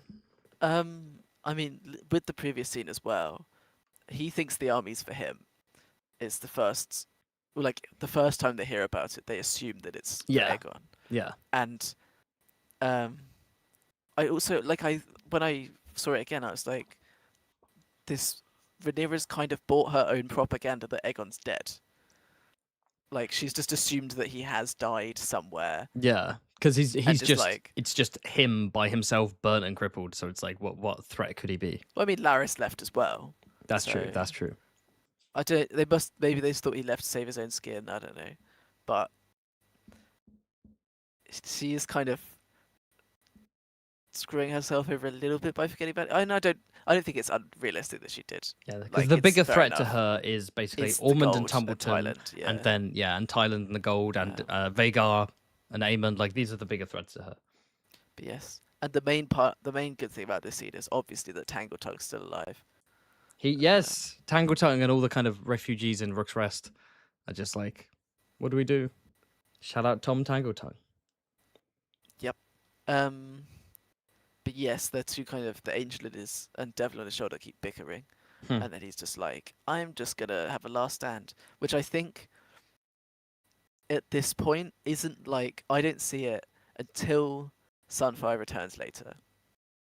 I don't think it's like a regaining his purpose until like the very end of it. I think it's still kind of self-pity, kind of pathetic, Mm. until the bit where he realizes that they genuinely don't care about him and that they're there for um, Lannister. Until then, it's kind of still like he's given up. It's not. I don't think here he changes his mind about, no, I'm gonna be king or whatever. He's still Yeah. kind of like, I'm gonna die, so I'm gonna die Interesting. facing forwards. I don't think it's until later where he genuinely Yeah, realizes when that they're like, "We're here they for don't care. it's you. We're here for you, Lannister," and he's like, "Oh, they don't even Yeah, know who I am." then he's like, oh shit. But I think until then he's still like, no. He's being kind of pathetic and, oh, my legacy. Um, Do you think that makes sense for the character to, instead of flee, be like, "I will have a last stand," so that yeah, the histories don't remember me as the guy who got murked by his edgy younger brother? Like, I want at yeah, least for the histories to say he went down fighting against, a mutant army. yeah. Yeah, I think it makes sense. I think it's completely done with I agree. Laris and hiding around. I It agree. makes sense. It's just that the way he goes about it, or like his motivations for it, aren't so like not noble, but like true. I guess is the best way to put it. He's still like kind of given up and being a bit pathetic. Um, and the And second that Lannister says he's staying, his men just run. His leg it, which is quite funny. so, yeah, what do you think about, in that case? What do you think about Tyland's motivations for being like, "Yeah, I'll join you in your last stand"? Yeah, he's hedging his bets, right? Like I mean, he's thinking like, what have I got otherwise? And I guess because he disagrees with Laris that he should go abroad, which I guess he thinks he himself also shouldn't go abroad, even though he presumably has all of Rhaenyra's money. He doesn't want to like sit somewhere else with it and just chill.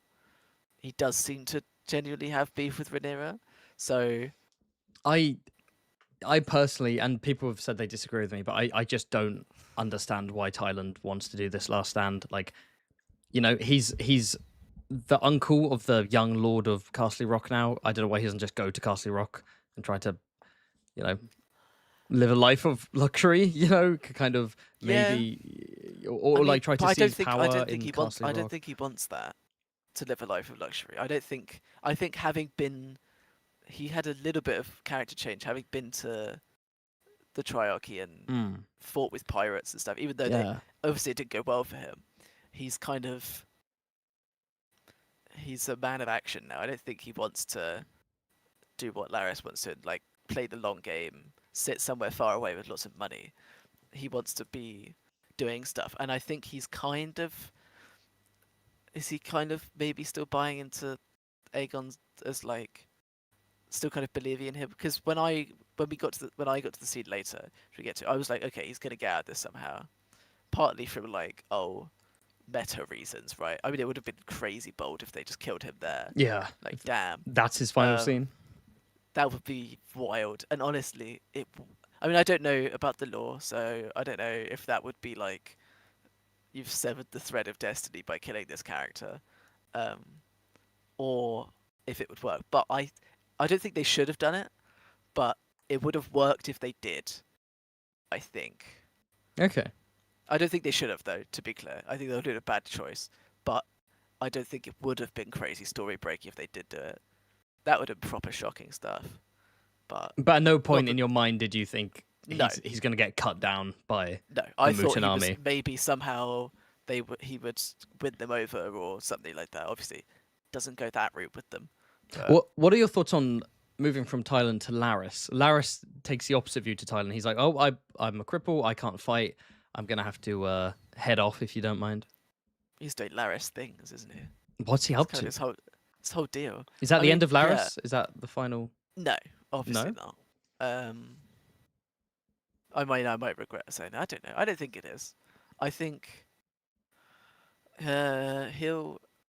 I mean, even if he still believes Egon could do it, either way, the practical argument of "oh, I'm a cripple, I'm not going to be much help" works both as like an excuse to get him out of there, and also like a genuine "I can't help you from here, but I can from somewhere else." Um, so I don't know. It's remains to be seen whether he goes whether he goes to help Ormond and Tumbleton, maybe hedges his bets there, whether he goes back to King's Landing for some reason. I don't know. But Yeah. and Aegon gives a kind of sad look back as he walks off with Lannister. Yeah, they've kind of So developed a bit of a bond over the season. and I think he definitely has more respect for Larys than Tyland, for sure. If you saw last episode when he's Yeah. asked Tyland if he thinks he's a bad person, Tyland weasels out of it. So he takes Larys' side. He definitely has respect for him after he told him he'd sucked. But yeah, I don't know. Yeah. We'll move on Maybe to... Larys is off to buy some mercenaries or something. Who knows? Ooh. He claims to have money in Bravos that he's been siphoning He from does. the income of Harrenhal lands and just shipping it straight to the Iron Bank basically instead of using it to build Harrenhal in any meaningful way. But yeah, what we have next is Daemon. Daemon and Caraxes basically bully Sheepstealer to the ground, and Daemon's like, "Ayo, what are you doing?" And they have a confrontation, and Rhaenyra's trying to track Vhagar herself because she thinks if she can kill Vhagar and Aemond, then she can redeem herself for contributing to the death of Jace, and maybe Rhaenyra will forgive her. Maybe she can forgive herself, etc. Yeah. So this is the bit before the other dragons arrive. Yes. So they're two separate slides. This is the bit with the trailer shot. Yeah. Oh yeah, the two dragons yelling at each other. Yeah, here's where I was like, are we gonna get just Daemon and his daughters? No, they're not his daughters, are they? Are they? No, they are. Yeah. Well, yeah, I forget. Baylor and Rhaena, yeah. Yeah, I forget that they're his daughters. With a Velaryon, Lena Velaryon. Yes. Who I also forget about. Very messy family tree. Yes. But yeah, so I thought it was just going to be like Daemon and on either Rhaenyra's side or Baylor's side, I don't know, some messy daughters versus each other and their dads there as well. I don't know. But obviously, Baylor did come to this family gathering. In fact, shall we move to the actual... I mean, yeah, I don't have much to say about the first bit, other than the CGI is incredible in these scenes. You do. Some people were complaining about the CGI during this scene. I thought it looked fine. It didn't look great, and it looked... Yeah, I mean, at times there's like a bit of a video game cutscene vibe, but I don't think it was like terrible. No, I'm just having all the dragons on screen at once, and they're like, I know they tend to do that very well. So I've got to ask, what are your thoughts then on this scene where Rhaenyra, Adam, and Rhaenyra and Adam arrive, and then Rhaenyra's like, "Oh God, it's Rhaena.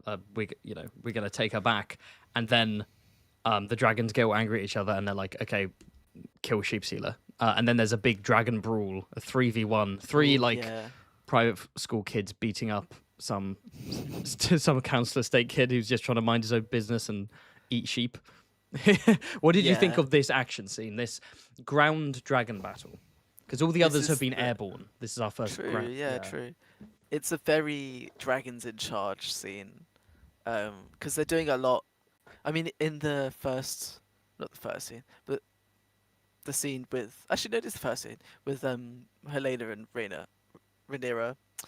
And Helena says about being changed by the dragons and stuff. They've been on a bit of a theme of, I mean, it's kind of the theme of the whole show, of is it the dragons in charge or is it the riders?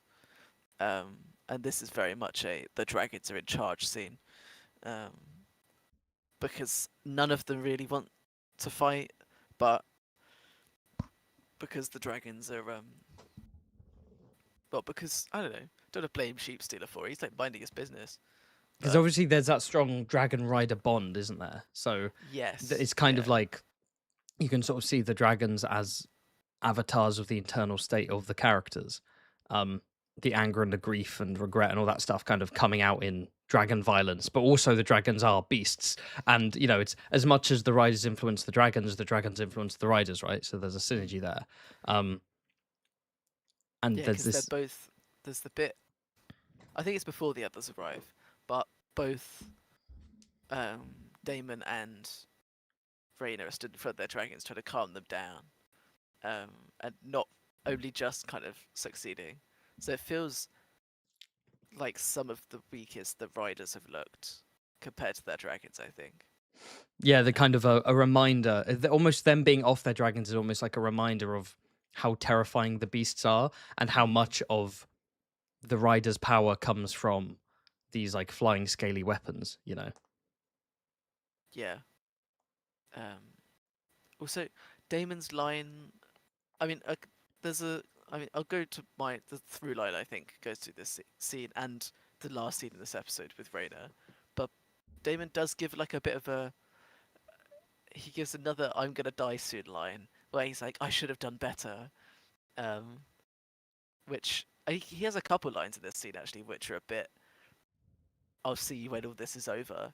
Um, where he's like, oh, he's like saying to Rhaena, he's like, "Oh, I should have done better," and he says later he's like says to Adam to escort the queen. I'll deal with sheep stealer, which is never a good thing to say in like a piece of media. To be like, I'll deal with him alone.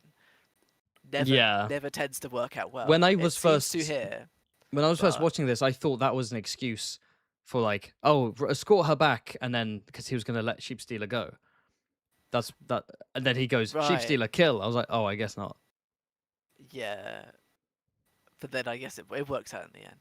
I didn't think he was gonna let sheep stealer go. No, you thought, yeah, fair. No, I thought he was just gonna kill I him don't know because why I he didn't would. see Well, he does in the exactly. end, but He does in the end, he but limps off very wounded. yeah, because he cared for Rhaena, not for sheep stealer particularly. Um, But yeah. so So, what but did you yeah, and then overall? Did you the enjoy this dragon fight? um, Cyrax took a lot of hits to stay standing. Damn. I Yeah. thought Cyrax was dead. I was like, Oh shit. like getting her neck chomped. I was like, it's over. But somehow wasn't too bad, I guess. Um, also Damon's little sprint when he realizes the fight's gonna happen, he just like It's like legs fuck. it. Back to the dragon. That was funny. Um, it Yeah. didn't look good for Cyrax. Adam got some practice doing dragon fighting, Hell yeah. which is good for him. I Might do, come in I handy do, I later. do wonder what the consequences of this scene will be, both in terms of dragons taking injuries. Is that just gonna be ignored, or is that gonna play into the Mm, story? And what the future of Sheep Stealer is, what the future of Rhaena is. The yeah, reason I because was asking you about your thoughts on this scene so much is because um, this isn't in Fire and Blood, so this isn't yeah, like a moment.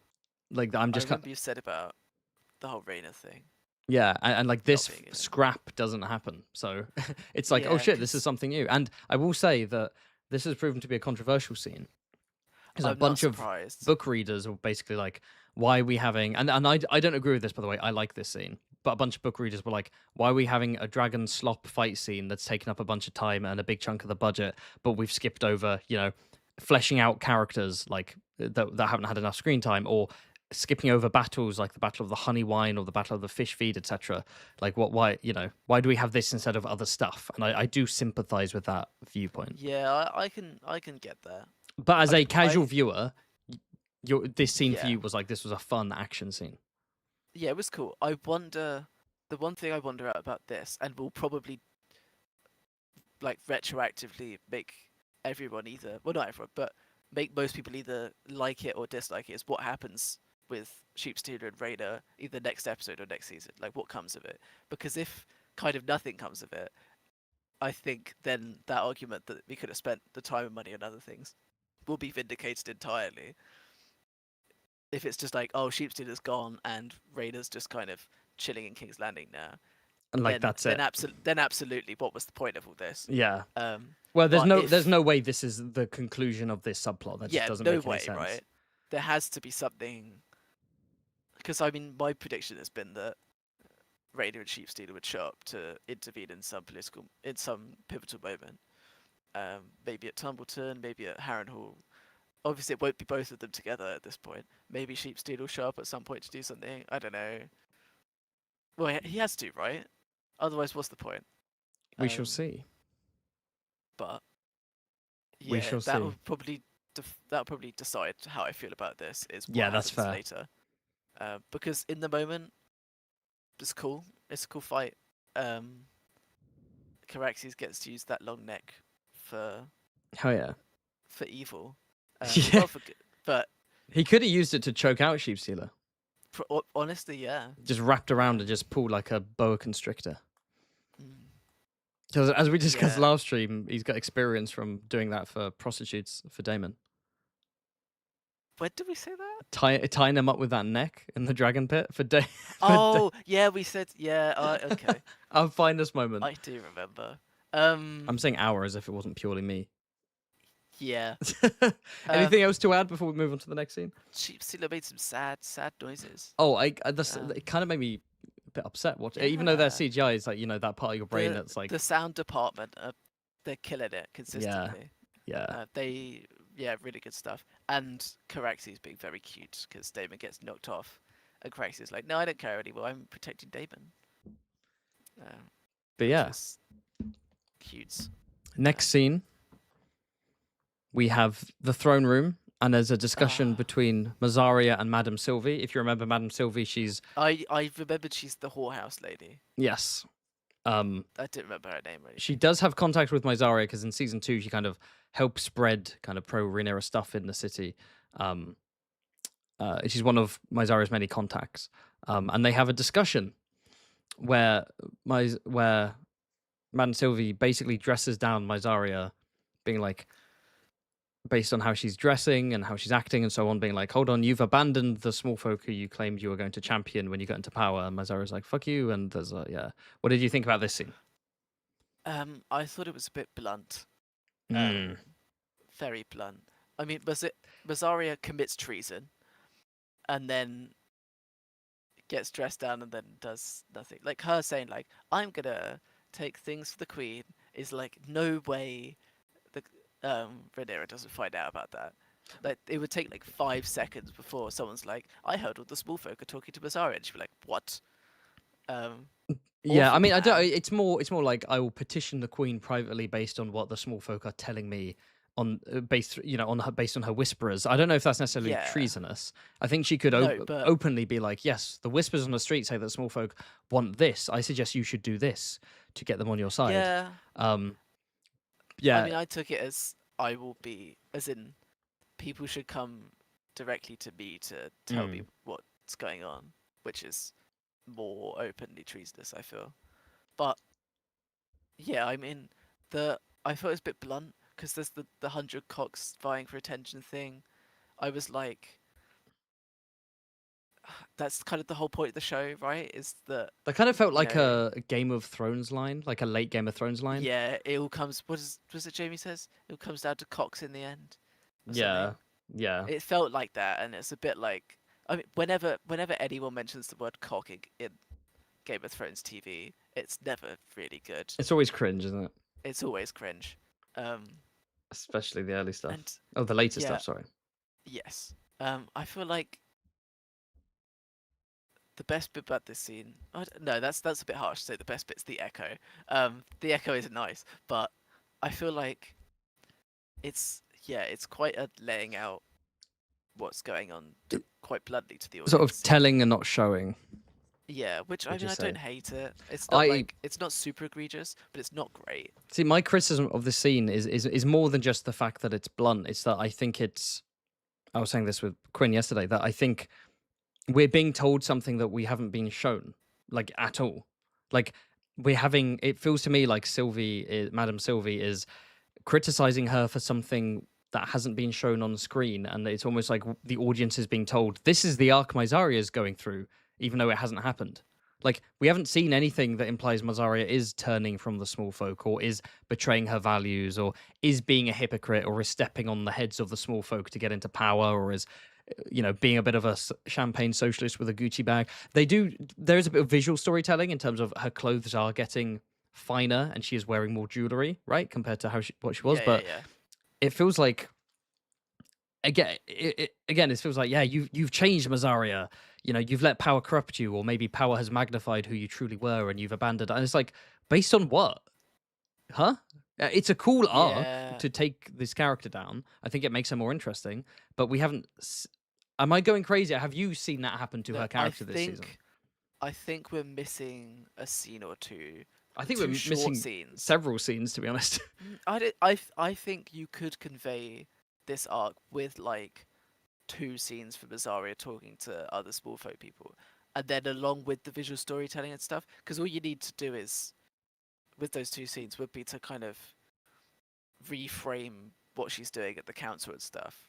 Because I think the only reason it feels like she isn't changing is because we're not getting any outside perspective. This is the first outside perspective we've got from the small folk on what she's doing, and it's really blunt and like, you're betraying us.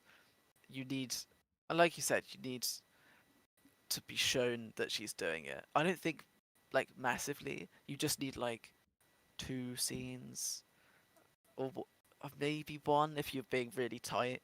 You could just do like one scene where I don't know, she's in some parade with Rhaenyra and someone's like, Bazaria, you need to help us, and she just kind of blanks them. I don't know, probably much better than that, obviously, but even just something like that would reframe it enough, I think. Just or like the scene where she's handing out bread to them with Yeah. thing. She's like visually, she's stood above them with the queen on a platform, dressed fancily, while the small folk are down below. Like, so there's something there visually, and like you said with the costumes. But yeah, I don't know. Yeah. Yeah, I thought it was. I thought in a vacuum, I like the scene. I think the dialogue's fun. It's just referencing stuff that I don't think exists. But I Yeah. do like it as a way to take Myzara's character. I think it's more interesting. Yes. Oh Uh, yeah. It's definitely good that they've kind of confirmed that that is what they're doing with her, and yeah, also she says that like the lady says to her that like you're nothing. You're only good for platitudes and something else. She says you're once a whore, always a whore, and then the scene later kind of proves both of those statements.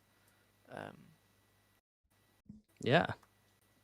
We'll get on to that shortly. we What's will. next? Oh yeah, we have Alison, the final Alison Harrenhal scene. Basically, she poisons Aemond, um, and then flees the castle, and then Aemond collapses in front of Alice, um, who's like, Yeah. idiot. Yep. Um, I was because of all the stuff they've done with Aemond being weird about Alison. It does make me like worry when they talk to each other now. I am just a bit like, don't be weird, please. You're just paranoid Um, every time that it's like, yeah, I'm you think like, Alison might be don't. like, I need him to drink this poison. I'm gonna have to seduce him first. I was really worried that the writers would do something weird like that. Thank God they didn't. And he just drank it because that makes it just it's just much better with that there. And then after he drinks it, um, I mean, I don't think it's gonna affect him too much. Like Alice could probably cure. Oh, that was his. Like, Sorry, that was his death scene. oh, of course, right? Yeah, It's just that he over. died. Yeah, he just died. Alice Sorry, is did just you like, not? "Oh, you idiot," and then that's it. It's like, He's well, just damn. dead. Family Guy death pose on the floor. um, but yeah, Yeah, I'm like, I'm sure she has some kind of antidote for whatever berry hemlock poisoning, whatever it is. Um, he'll be fine. Maybe a bit out of it, a bit ill, but he'll live. Um, but ultimately, this is him being driven to Alice here because yeah. Alice has basically delivered him into her arms here I because she's if proven that she was right, that she had something ill. She was like had ill intent or whatever it was Alice said, and that there's nothing for him at King's Landing. It's kind of driven him straight to where she wants him. if I'm being honest, I don't think we needed this subplot. Yeah, I think if you wanted to integrate Alice into Harrenhal, you could do it via visions. I don't think we needed this. yep. It was just. I think it was just. I think you said before, just to get her out of King's Landing to do something. Because where's she gonna get? She's gonna run back there. I don't. Like, Well, they probably came on horses, but she. yeah, but like what? Yeah, is she I gonna don't know. ride away? Is she even going Ride the back to whole way King's down. Landing? Like, I don't. Yeah, I don't. I have Yeah, no idea. This isn't in the book. this feels. Yeah, you feel the hand of the writer on this one, for sure. I think. Like, So why? What are you gonna say? I was just gonna. I was just gonna. Yeah, carry on what you were saying. I just changed Yeah. the slide. Okay. Yeah, I think you can feel the hand of the writer here saying, "Oh, we need something for Alicent to do. Let's send her with one guy to kill Aemond because think of the drama because she has to kill her son that she's already decided she's fine with killing." Like, Yeah, I don't know. very contrived. I agree. I thought, yeah, she shows a little bit of emotion about it, but like we've gone through these motions already. Like, it's nothing particularly new, and yeah, I don't know. But yeah, from that scene to a scene that. Well, how do I segue this in a cool way?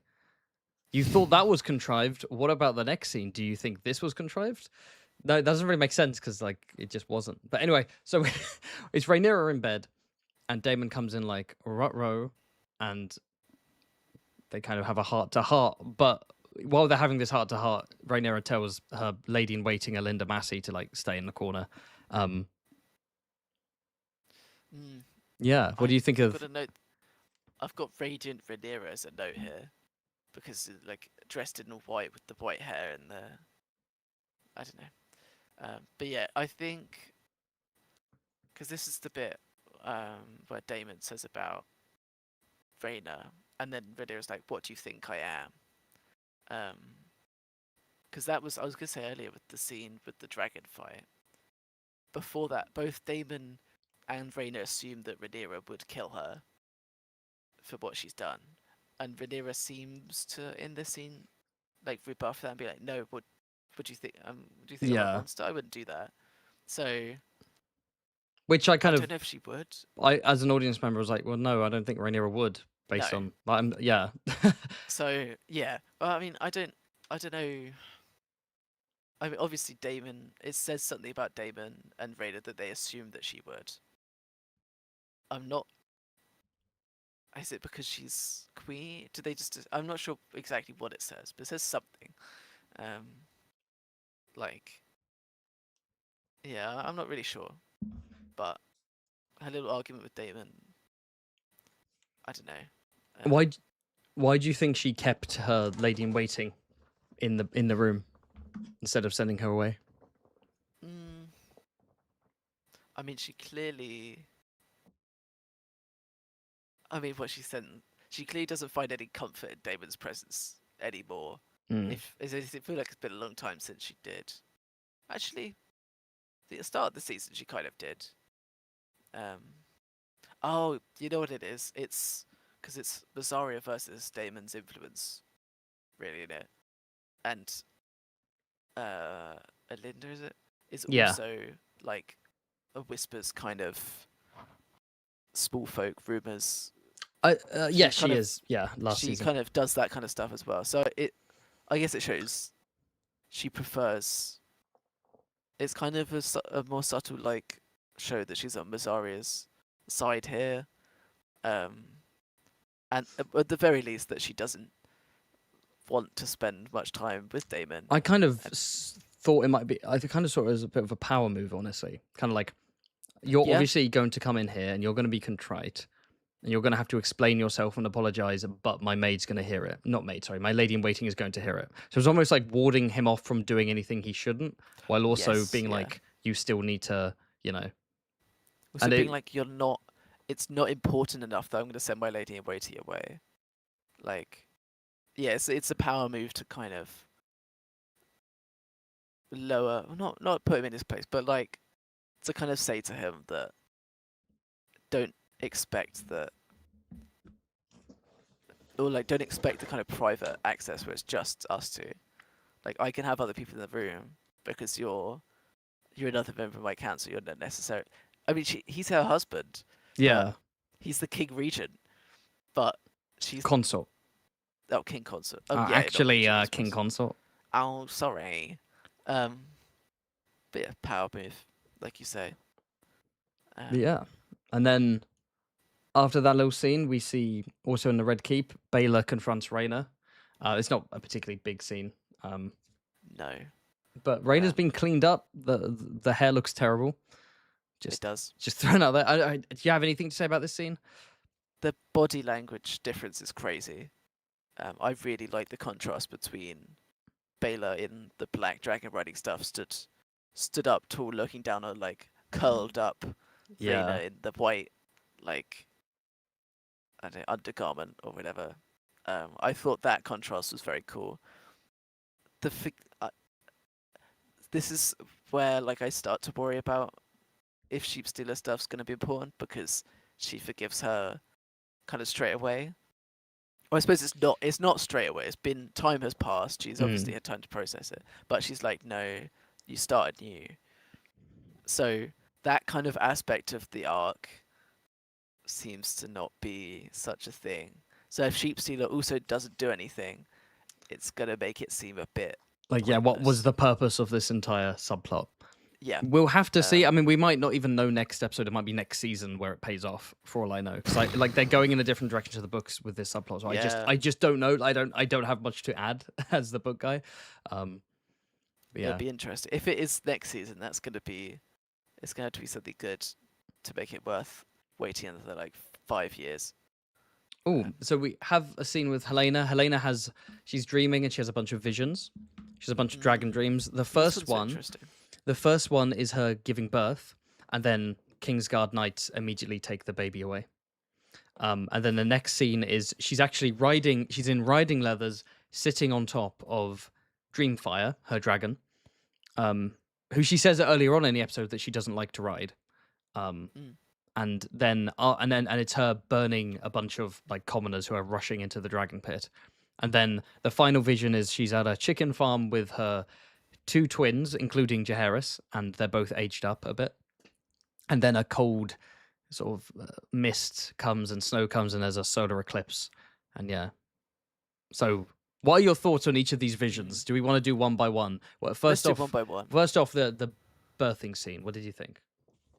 The birthing scene is because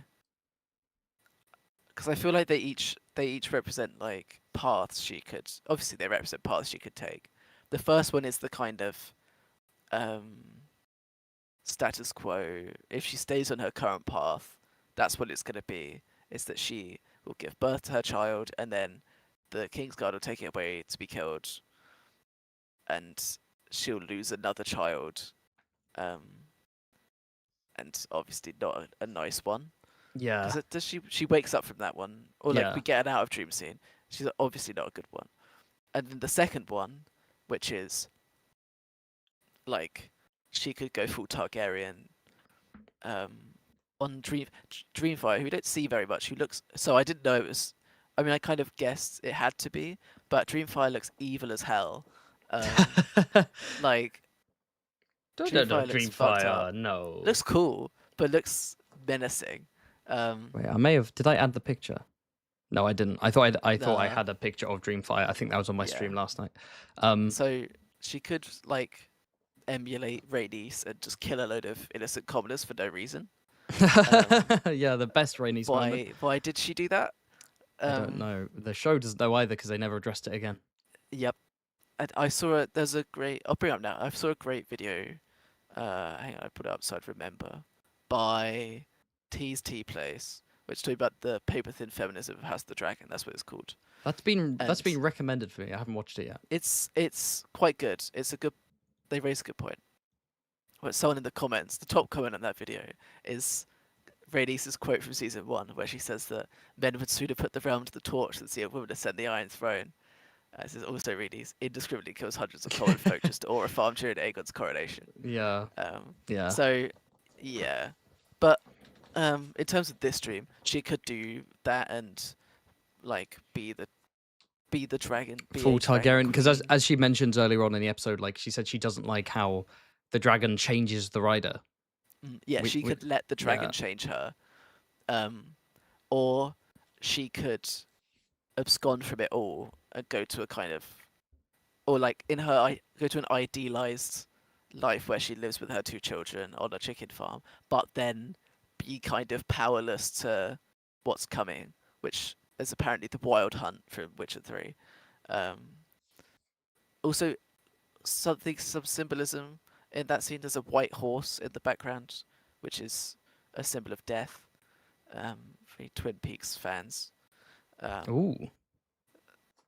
I don't remember the exact line, but I the also white haven't horse in seen there. Twin Peaks. I'll try not to spoil it because Yeah, yeah, it's yeah, yeah. well, season 1 and the start of season 2 are excellent. Um, it gets questionable after that, but yeah, the white horse is a symbol of death in that, and I think it's a symbol of death generally. So I think the point of that one is she could have this idealized life away from court with her children, but she would be at the mercy of the what's coming, which I guess is the long night and Mm. or just death generally. Yeah, Um, I do think it's meant to be a nod to the long night, yeah, with this frost and the snow, and interestingly, a solar eclipse, which isn't anything that happens in Game of Thrones during the long night, but hmm, it is a fan theory that like the long night will herald an eclipse, so it's kind of cool it that we makes get sense. confirmation of that. Uh, Yeah, yeah, no, it, that's a it did really it did really remind me of the Wild Hunt from Witcher 3. so she's kind of stuck then from your interpretation, Yeah, where if she in stays in the city, she's basically going to give birth and lose a child and have even more grief. If she tries to go to her dragon, then she's scared that she'll become someone horrible. And if she does escape, then it's like apocalypse is coming anyway. It's all over. yeah. I mean, Lovely. I feel like this is from her perspective. Like, I don't Mm. feel these are like set in stone. These are her options, but It's these are what she perceives her options as. yeah. Definitely. So almost a mixture Um, between prophetic dreams and anxiety dreams at the same time. yes, Um, because they're possible futures, um, but they're the ones that she fears most. I think. Um, and I think it's curious. There's like there's a piece of music that kind of goes throughout these, and it kind of continues. At least I think that's how I remember it. Um, and then after the dream with the chickens, it cuts to Rhaenyra lying awake. So I'm curious, and she's clearly sleepless. I don't know if yeah. that's to do with Rhaenyra or if she's potentially having that dream as well about the long night. What Rhaenyra? Yeah. I don't think so. No, because Rhaenyra doesn't have Okay. dragon dreams. Do they not get like a? Do they not all get like a little sprinkling of something, No, or is it no, it's only no? specific Targaryens who get Okay, them. so she was just dreaming about I don't know Well, falling off a no, cliff, there's that line having her teeth fall out. Where Viserys says that he in season one where he says there's like he has one he's had one dream that's felt super vivid his whole life, and it's him having a son wearing the Conqueror's crown, and he's like it's his one dragon dream, Yeah. and yeah, that's probably Aegon the Second, right? But yeah, no, yeah, you're right. Oh, She's dreaming about teeth falling out, vomiting glass, being naked during an exam, that kind of thing. yep, that kind of thing. Um, Let's I move over to guess. Rhaenyra's scene then. She can't sleep, so she angrily throws the skull in the fireplace. Which is valid. That's just some guy. Yeah, there's just the guy's Um, like, God damn it. And then That's Mysaria, poor Yorick. You're going in the fire pit. boom. And then Myzaria's God. like, Rhaenyra, she's kind of, let's be honest, she's kind of vulnerable right now. Yes. And she's at her height of fuck you, Damon, in this season.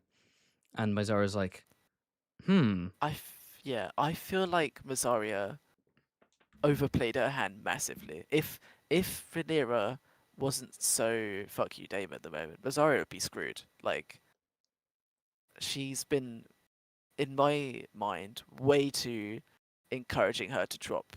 Like way too bold, I think. And even in this scene, I feel like her switch up from kind of admonishing Mazaria for very clearly trying to like influence her to horn dog time um is, I feel it's a bit sudden, but I guess it shows how desperate Rhaenyra is for validation right now. yeah, it's yeah. Rhaenyra being in a vulnerable place and having someone basically sort of, you know, give But her flattering her. mirror ass affirmations. Yeah, mirror is what I called them. affirmations. Where it's literally, your enemies will fall away. You will be triumphant. All she needed was for an attractive woman to like pat her on the head, like Exactly. stand next to her, I crotch mean, to eye level, and be like, sometimes that's what we all need. "You just need a little pat on the head." And I Yeah, mean, it proves what I say earlier about the whorehouse lady saying that all she could do is flatter and cajole, and once a whore, always a whore. Because in this scene, all she does for Rhaenyra is she says, "I was just trying to do this," and then she flatters her, and then she has sex with her. Like, she kind of proves her point. Does she have any real influence over Rhaenyra other than kind of comforting her? I mean, probably, but you know, who knows what she could say during a pillow talk? Like, "Hey, yeah. maybe we should lower taxes on the poor, huh?" And she's just like, "Sure, why not?" She's like, yeah, she does what she does with the phrase. She's like, yeah, whatever. She just goes off, rolls over, goes to sleep straight away. Yeah. God damn it. Rhaenyra could do so much better. Get out to the Eyrie, girl. Yeah. Things going on there. Yeah, you're like, Jane Aaron's waiting. Come on. Yeah. It's better than Rosaria with her weird accent. Rhaenyra. Oh god, imagine that in the bedroom. I don't want Zemon. to. Zemon. Oh my god. No. But yeah, interesting. It's I'm with you that there hasn't felt like there's much set up in terms of like any sort of sexual or romantic chemistry between them. Apart from that one bit in season 2. But that came out of nowhere for me. And it came out of nowhere, wasn't built up to, and then was not really addressed afterwards. So I haven't got this sense that there's been this kind of sexual tension, and Rhaenyra's like, you know, oh, here's a potential lover, and Mysare's like, let me exploit that. Like, it does just feel kind of random. Yeah, I mean, I think it's less that she genuinely has any like real feelings for Mysaria. It's more of like a rebound. I'm in a vulnerable place right now, and I need some comfort more than anything. Because I mean, the last time the two of them did stuff, she was definitely thinking about Allison. If in my memory, I don't know how accurate that is, but I feel like that was right around the Allison decides to open King's Landing for her and all that. That was just afterwards, I think. So I feel like Mysaria is a bit of a rebound for Rhaenyra in every time they've done something like this. I don't think they genuinely have feelings. I mean, she's like. Oh yeah, I don't think there are feelings involved. No, she's just being a court whore for her in a way. In that she can flatter her and they can have sex, and that'll make Rhaenyra feel better.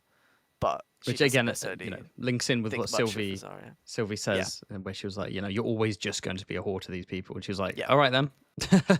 But yeah, it's interesting how be better for each other. How Emma Darcy played this scene as. Wait, who would be better for each other? Elinda. She's been there. Oh, she's been there. She's a day one. She's a day one. Literally season 1. Like she's. Yeah, I think if anyone, background. 100%. Forget Mysaria, girl. But yeah, I think the way Emma Darcy played this was very much as a sort of Rhaenyra doesn't know what she's doing. You know, there's no sense of like. Yeah. There's no sense of she's done this before, which has always kind of been up in the air. Like, you know, did Rhaenyra have some dalliances with young women when she was a teenage girl? You know, that kind of thing. Because she does in the book. But here she's like she lies down like I don't know what's about to happen. Like, yeah. Like wait, what? what are we gonna do? You know, excited but also very kind of like confused and a bit kind of like trepidatious. Yeah, I mean, if she has had things in the past, you could say it's been a while. Yeah. At least, or at most, she in the show's context, in the show's version of the story, she wanted to in the past, but she didn't, or she nearly did, or something. I don't know. But yeah, I don't know about that scene. Yeah, I in the conceptually I don't mind it, but I don't think it's been built up to. And yeah.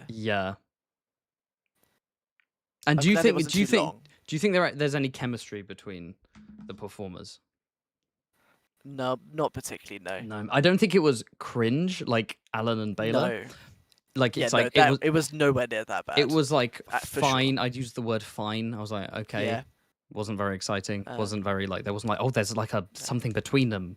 It was just kind of Yeah. like, yeah, they're doing it Like because it's in the it's like a script. rebound. Yeah. Yeah. Yeah, no, the actual performers, no. But I think that's more on Mazaria's end. Um, I think Emma they could have chemistry with like a wall. Actually, well, maybe if Rosaria can't, then maybe not. But Y- um, yeah. But yeah, so they have some fun, and then we get, oh yes, the next scene we have Mm, Aegon and Tyland, and we discussed a bit of the scene already. yes. So let's get to the bulk of it, which is the Mooton men arrive, led by Lord. Is it Lord or Sir? It's led by a guy called Wallace Mooton. Um, Is th- that so? Is that not Lord Booton? Is that just a Booton? I don't know because in season 2 there's a different Mooton in Harrenhal Okay. who like confronts Daemon with Lord Piper and Lord Darry and so on, and Lord Piper came back. This is a different actor, and in the Dance with the Dragons there are two Mootons. There's a Wallace and a Manfred. So this is Wallace. I can't remember if he's Lord Wallace or Sir Wallace. God, that was a fucking nerdy tangent. Who cares? Okay, anyway, it's a Mooton. Hey, I talked about coinage last time. I think That's you're true. That allowed was to. fun though. And you were Was you it? were justified. You were proven right. Okay, okay. But yeah, they arrive and they're like, oh yeah, don't stand in the way. We're pro Rhaenyra, we'll cut you down. And then he recognizes Tyland. He's like, oh yeah, we're here for you, Tyland. And then Aegon's like, Yeah. all right, And one then last stand, and then that's just the moment he snaps. declares himself like, I am Aegon, I'm the king, I'm the rightful king. And while he's giving this speech, the onlooking soldiers go from kind of laughing at him to being like, oh fuck, because a giant dragon appears behind Aegon. So what did you? I need to know your thoughts on this scene. Okay. So I'll do my first time watch reaction, which was that well, like I said earlier, I knew he'd get out of it somehow. I was like, will my first thought was, will he somehow convince this army to join him or something? I don't know, something crazy. But yeah, and then with the build up, I thought for a moment, because of the dragon, they don't reveal which dragon. I thought potentially Vagar. I don't know. That would have been kind of crazy. Um, Obviously, I don't think that would have been necessarily good, but um, yeah, Sunfire returns, very cool.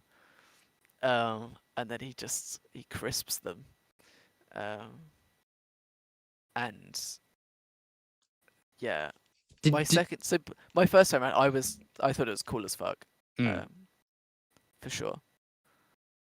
My second time, I noticed that because I've watched it more critically, um, mm. not in like a dissecting In kind of your way, not in a bad way. armchair with a pipe, Yeah, yeah, yeah. kind of like Pipe, snorting writing everything, like notes. ugh.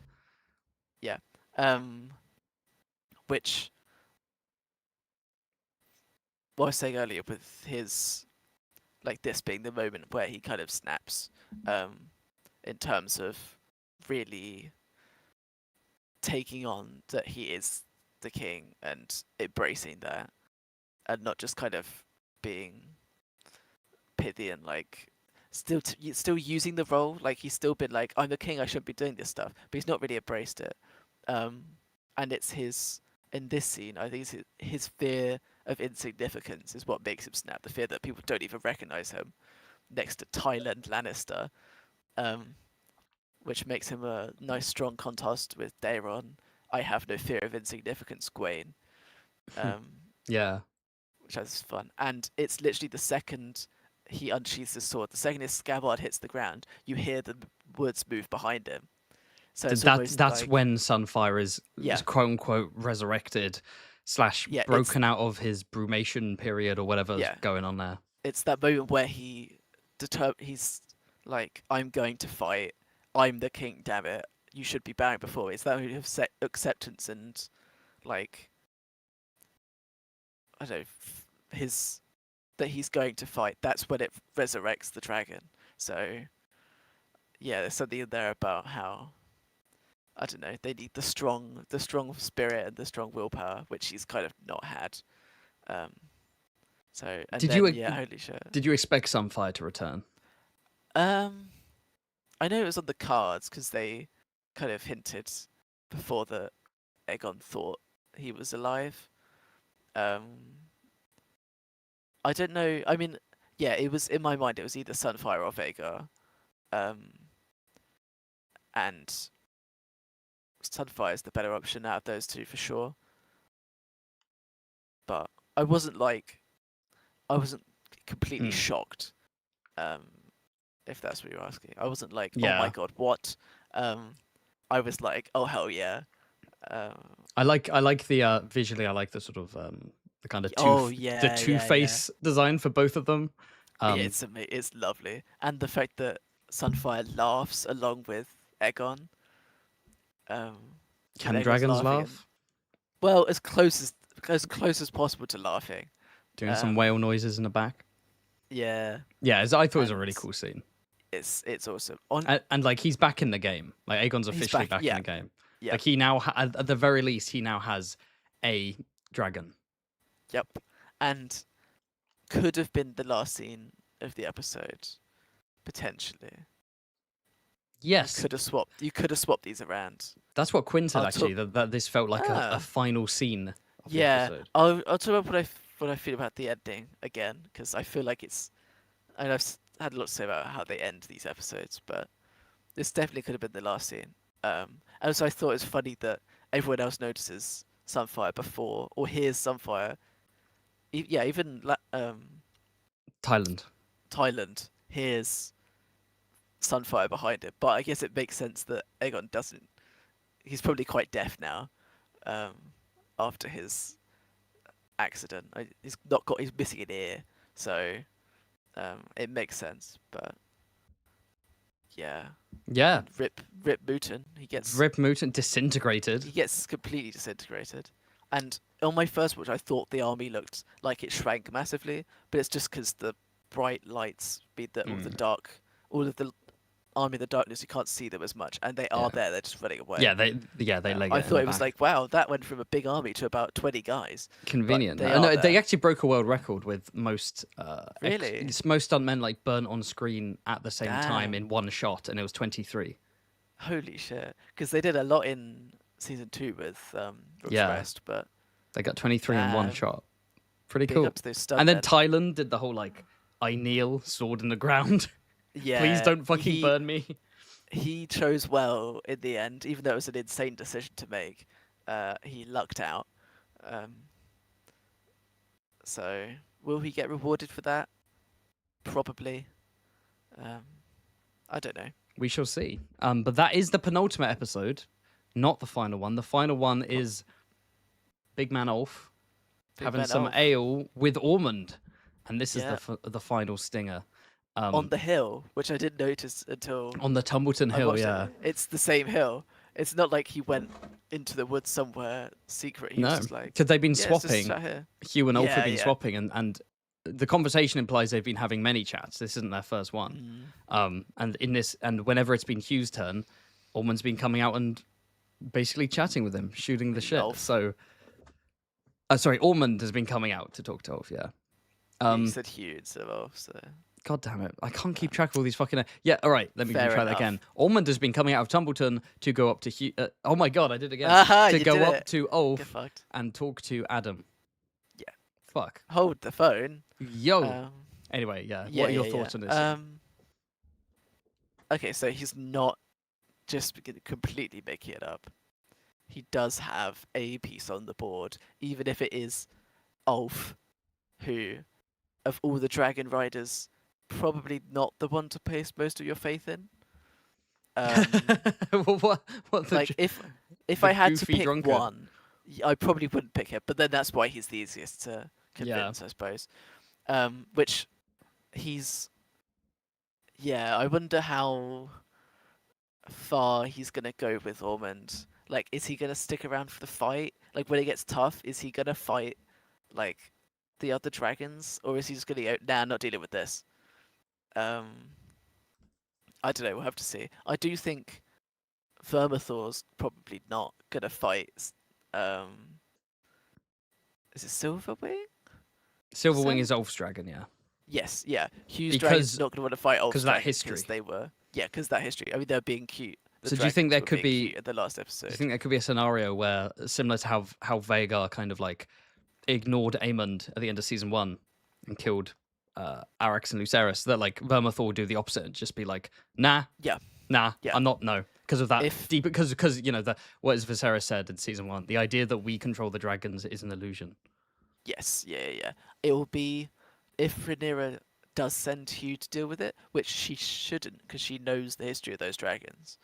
But if Hugh decides I need to defend my wife or something and tries to fly in a Vermithor, it's not Vermithor's not going to want to fight Silverwing. Or if it's the other way round and Ulf's like I'm going to take out Hugh, sorry mate, it's not going to work for him because the dragons.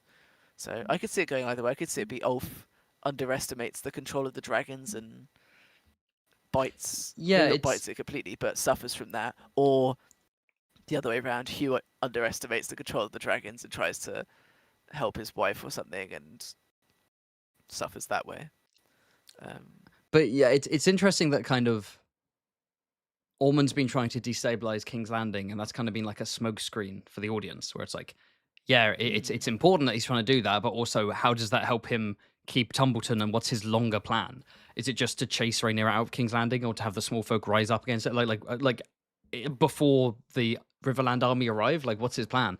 But it turns out the whole time he's been talking to Ulf, and it does beg the question, like, is this the extent of it? Because you know, they do mention like, oh, he's a madman, he's got no plan, and it's like, I don't think this scene necessarily uh stops him Yeah, from being a bit of a madman, because yeah, he's turned the dynamic from one dragon versus six, you know, Tessarion versus Rhaenyra's dragons, to two versus five, which is still you don't have yeah, the advantage there. You and know, it's better than before, but like, yeah, I yeah. think I do get the sense Or Ormond is still very like fucking deluded. is it more like mutually assured destruction? Like if Oh, I you see. come here and take the city, You might be able to. I'll burn King's Landing or something. Oh, I Well, no, Ulf see. would do that though. So, True. Or but maybe like, you know, if or I maybe get like I could destroy your army if yeah, you try and I take. can burn your army, Yeah, or Ulf can or I can set Ulf on your dragons, and even though you know, and maybe it's like I could take some people out before he's inevitably yeah, killed, where it's just kind of he could take it in many different directions, having yeah, Silverwing on his side, because Tessarion's basically just like a teenage dragon, yeah. you know, like, Sarian can't face down none of the other ones. yeah. So, and I mean, yeah, it doesn't stop him from being like Mr. Vague post, make it up as he goes along. Yeah. Like he probably just like tried this and he got lucky that it was Ulf. Um, so it's probably still a bit improvisational.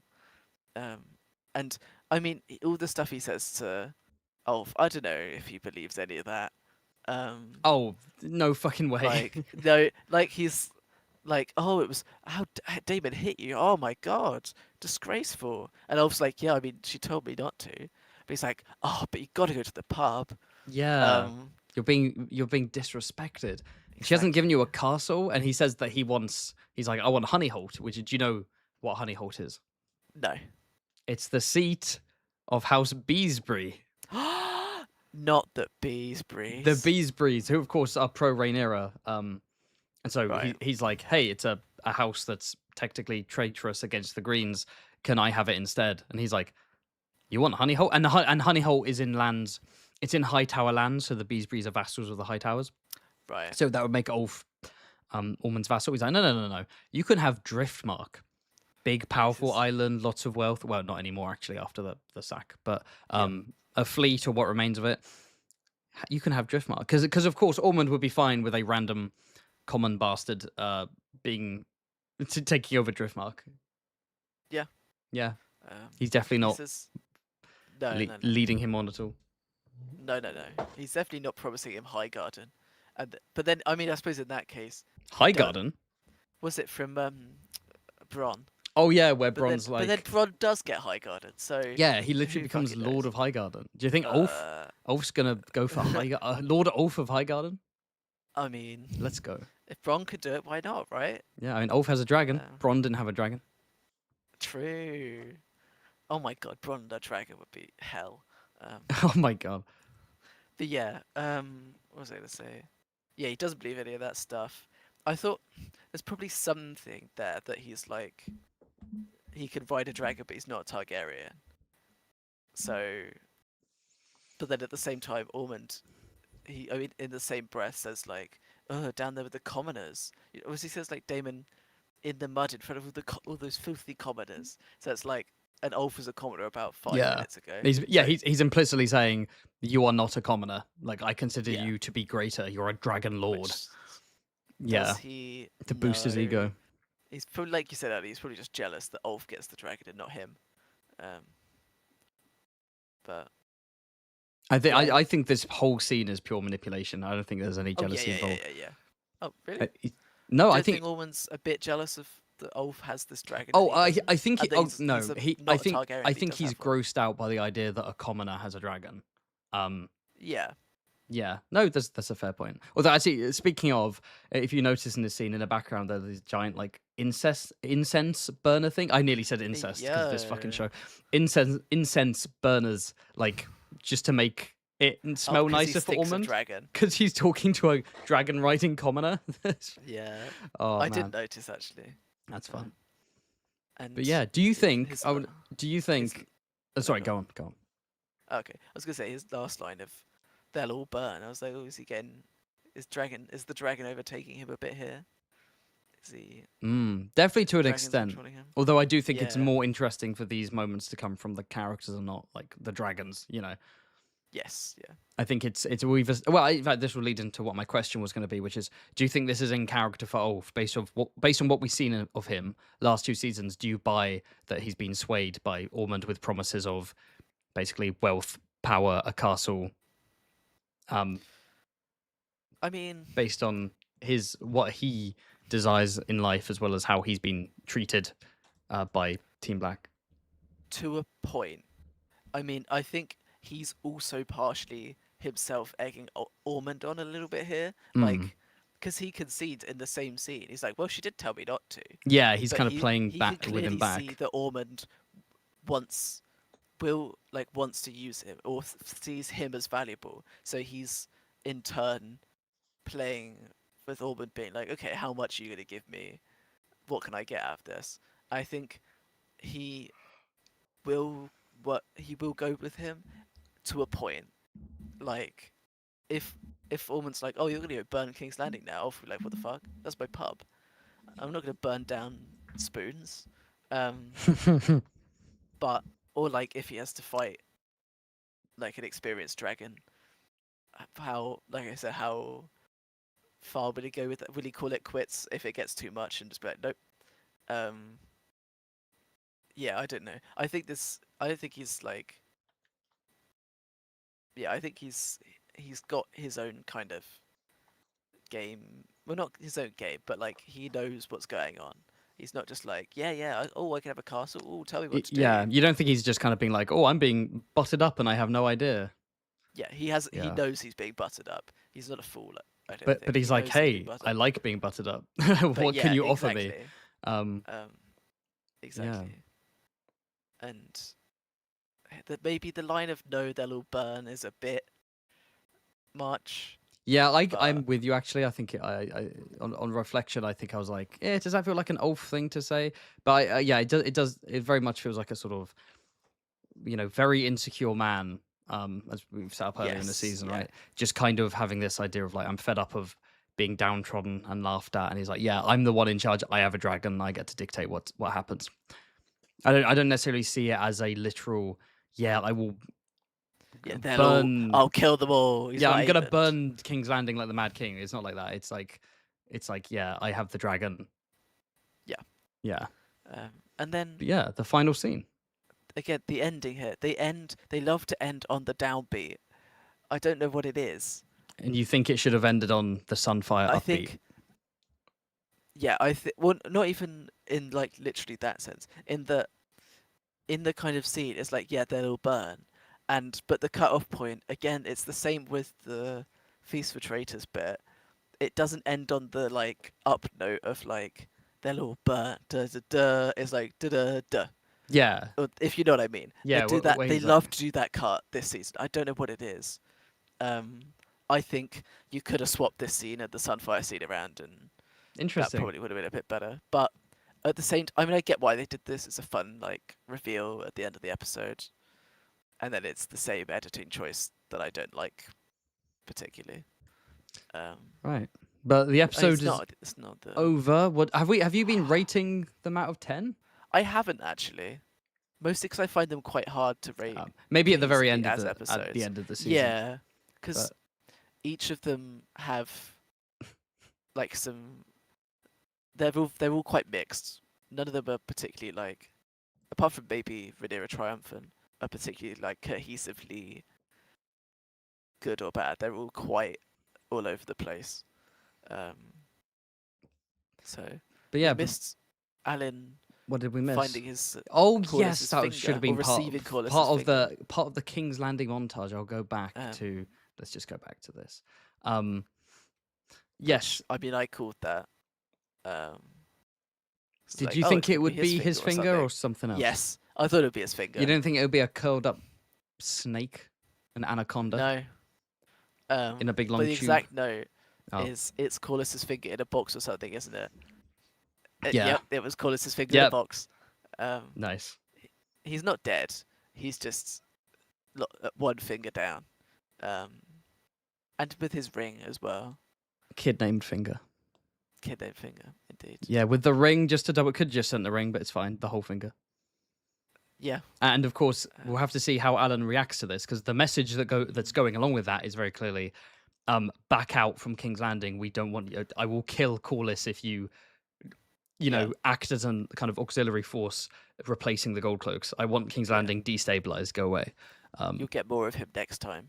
Is the promise there? The threat. I'm curious because Alan's the head Valarian now. He's basically the acting. Well, he's not the acting lord because he's not legitimized. No, but he's effectively. Effectively, he is the acting acting, Lord Valarian at this point. I'm sure there's a phrase for it. No, he's not de jure because that's like. I guess. Evil. I mean, he'd probably in taking. Practice.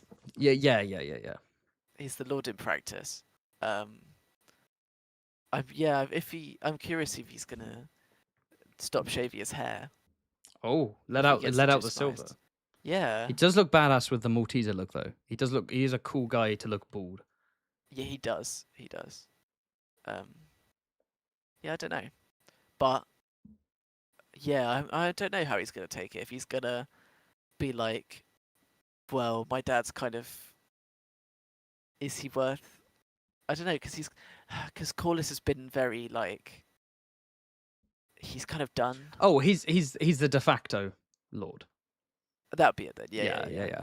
Because Corlys is he's done. Like he's bitter to Rhaenyra. He doesn't want to help her there. He's defeated the pirates in the woods.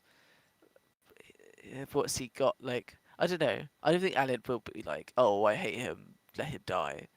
But will he make a hard choice and leave Corlys to like go ahead with bringing the Valarians into the King's Landing? He could do. I could see him doing that. Maybe I don't know because Corlys isn't kidnapped and taken to Tumbleton and Fire and Blood, so like I genuinely don't know.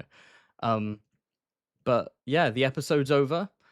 New characters. We met the Mutin, who, by the way, I really like the actor. Yeah.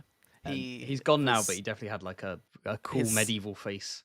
Yes, his 5 seconds is a good medieval face. He might be young Richard Branson. Suitably mocking. Does he not look like Richard Branson? He does, yeah. It's a weird reference for me to make, but like, I swear. No, yeah, I see it. And then Jessamine Redford, I don't think she counts as a new character. I think that's just a cameo for book fans. She might come back. She might have speaking roles. I think it's more of a kind of a nod. And then we move on to In Memoriam. So rest in peace, Captain Price, Adrian Redford. Who, he doesn't look like Richard Branson. He just looks suspiciously like a video game character. I struggled to say the word suspiciously there. And then I had to add Mutin to In Memoriam because he fucking died 5 minutes after showing up. So yeah, rest in peace. In that screenshot, he really. Oh, no, I'm not. No, what? That's not Captain Price. You don't think it looks like Captain Price? No. But you think this guy looks like Richard Branson, young Richard No, but Branson? yeah, but But he that guy does. doesn't look like Modern No. Warfare remake Captain Price. No. Okay. You know it's the same actor, right? Is actually. Yeah, that's why you Well, put it doesn't. him in- It doesn't matter. He doesn't look like him. Yeah, it doesn't matter. You're a fucking idiot. That's what. Oh, piss off. No, it doesn't. They, That's they so edited funny. You're his like, yeah, face, they don't look clearly. the same, do they? It is like it's literally him. Yeah, but The doesn't mean mocap, the voice. you know. Yeah, but you know how video game things work. They can Oh, yeah. change the face. Oh yeah, yeah, they do change the So, face usually like- to make them uglier for some reason. Am I right? Which is not Kingdom Come Deliverance 2. They make Henry. Oh, what's his name? I forgot the actor's name. They kind of chatify him. Oh, In Kingdom Come Deliverance That's really 2, funny. They give Henry like a much stronger jawline than in the first game, and than the actor has. that's Like, really funny. Maybe it's the a actor bit- was like, "Can you do me It's a bit odd. No, I think it was. From what I know about Warhorse, I think it was probably the devs. That's um, fun. That's very but- funny. Yeah. Oh, what's his name? I need to play What's his those name? games. You should. God, I might actually start just breaking into some video games again once Hot D season is over because I've not had much leisure time for Hot D. I've been locked in, and it's been fun, but Mm. Oh, of course. Someone in the chat says you missed Amond. Obviously. oh yes, because Because he got Because put. Amon's First dead. off, stop reading the chat. You absolute slut. Well, I You're not had to stick to the allowed. slides. You're not I had to stick to allowed. the slides. Okay, but yes, you're right. Alright. Amond got poisoned and he died in that scene. Yeah. Unlike when he got stabbed earlier in the season. Are we going to get another season of Amond being slowly healed up again? Anyway, wait, no, Oh. we can move that to predictions. Predictions for next episode. That's a screenshot Oh, from the shit. next time trailer. Next episode, what the fuck? Oh, it's the finale, by the way. Yeah. What the fuck's gonna happen? I think it's easier to do character by character than like a full what's happening because you don't watch the trailers, do you? No. So in that case, Um, right, what is going on? Actually, no, you know the general vibe. What's the general vibe of this episode? What do you think the Well, finale is going to be? I definitely remembered to write these down. Oh, let's go. Let's go. So, yeah. If I can make them up. It generally, well, it's going to be Tumbleton. They've set that up just. There's not been massive build up to it. I mean, there has been, but like, it's not been like, oh, they've set up the siege camp outside, etc., etc. Yeah, no, the army's still like marching. It's been marching all season yeah. to Tumbleton. So, but it will be next episode will be Tumbleton. Hopefully, I swear to God, if it's the first episode of season 4, they can Yeah. piss off. Um, And then episode 2 of season 4 is like the aftermath, yeah. Oh my God. the finale. No, it should be Tumbleton next time. Okay. And I'll get my Targ bowl, damn it. I'll have Damon and Amond showdown. So you think there's going to be a big Tumbleton battle that will be the River Lords and Yeah. the Winter Wolves trying to attack Tumbleton, where we've got Uh-huh. Ormond and Gwaine and Daeron. And then Damon will be like, I've got my own thing going on, and he flies to Harrenhal to confront Aemond. Yes, because I think he'll realise he's not in favour. Rhaenyra's not going to listen to him. So he's like, I'm going to show her that I'm what could be achieved through force, and I'm going to go kill Aemond. Because maybe Alicent will return and be like, I failed. Well, no, no, that's a good point actually, because Alicent will be like, if she comes back, she'll be like, oh, I did it. So, but she probably won't. So Damon will be like, I'm going to go and check in on that, and And I assume your prediction's still the same if such a fight were to happen, as you said last season, which Yes, is it would either be- Daemon wins or they wipe each other out. either Aemond wins or they wipe each other out. I think. thought your prediction was Daemon. No, because I Am said, I misremembering? Yeah, I think you are, because I said that Damon's character arc is Oh, no, you're kind of right. done. Yeah, you're right. You so said it would be it's Aemond, either Aemond wins outright or they the both die. LARPer kills his inspiration or they take each other out. Yeah. Yeah. Okay, yeah, or yeah, at yeah. least, I remember even now. if they don't directly kill each other, one of them wounds the other enough that something else kills them. Mm. Cool. That And kind of then, deal. yeah, and then, so that's Daemon and Aemond. Yeah, and then Tumbleton. Also, I think in terms of the dragons at Tumbleton, for maximum drama, they have to have it be Hugh and Ulf, right? Like, Oh, Hugh v. Ulf. Or well, And then maybe not. Vermithor's like, no, my wife, I can't do this. Yeah, it would be like Rhaenyra will be like, "Oh, Hugh and Ulf go," and I would send David, but he's not here, or something like that. I don't know. Yeah. And then it'll be Ulf has to decide whose side he's on, and then we can have the married dragons not wanting to fight each other. Um, yeah. So what And about? then as for Yeah, sorry, go. Daeron, um, will he stick around? I've no idea. Or he might find that things go badly and he bails, or he might take charge. I don't know. I don't know what's up with him because he's definitely not taking Tessarion into battle. That would be insane. What Or about? at least if the other dragons are there, he definitely won't. What about? Speaking of dragons, so what about? Let's go through them. If Daemon's at Harrenhal and then Hugh and Ulf are going to be sent here, Rhaenyra and Syrax, do you think they're taking part in this battle? No. I think potentially that's why they had Syrax get so wounded in that scene, is to give her an excuse to not.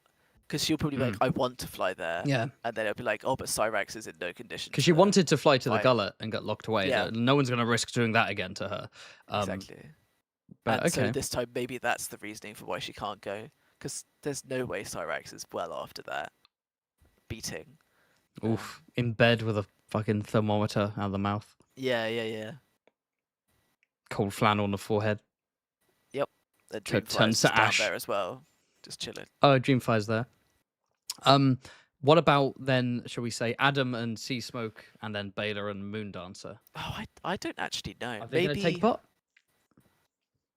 Maybe they finally find Vhagar? I don't know. I don't think they'll take part. Or maybe Adam will. Maybe she'll send all the seeds, but that feels a bit risky. So I don't know. But I'm not really sure with those two. And where are we going with Rhaena? Are we going to see anything coming from Rhaena, or is the potential continuation of the Rhaena Sheepstealer plot continuing season 4? I think, now I think about it, she might do something drastic, right? Because she's been severed from her dragon. Like, when they carry her away, she's like, no!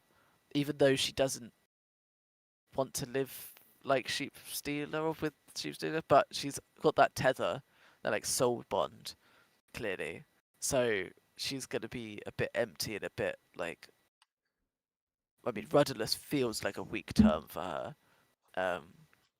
And even though her sister's forgiven her, I mean, she was ready to die, right? She got down on her knees. She was like, kill me. So I think she might do something drastic to maybe to prevent Baylor from going to fight. I don't know. And then like try to redeem. Yeah, herself redeem herself for in the some gullet. way. Maybe Let get me help herself out. killed. Yeah, I don't know. Because I mostly say this because I don't. If they do nothing, then it'll be really boring. Yeah. If she's just like, I'm just gonna chill now, it'll be like, oh, okay. So I say, sticking with King's Landing, who else we got? We got Mysaria.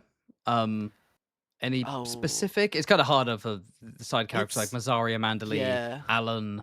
Any particular ideas, or is it just sort of like?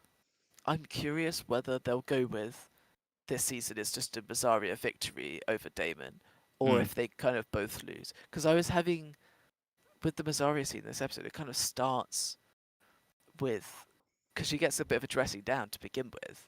I'm like, okay, is Rhaenyra kind of gonna remove herself of both of her like most, not pushy, but like her most kind of opinionated advisors, and kind of, but then obviously she didn't with Mysaria, so I don't know.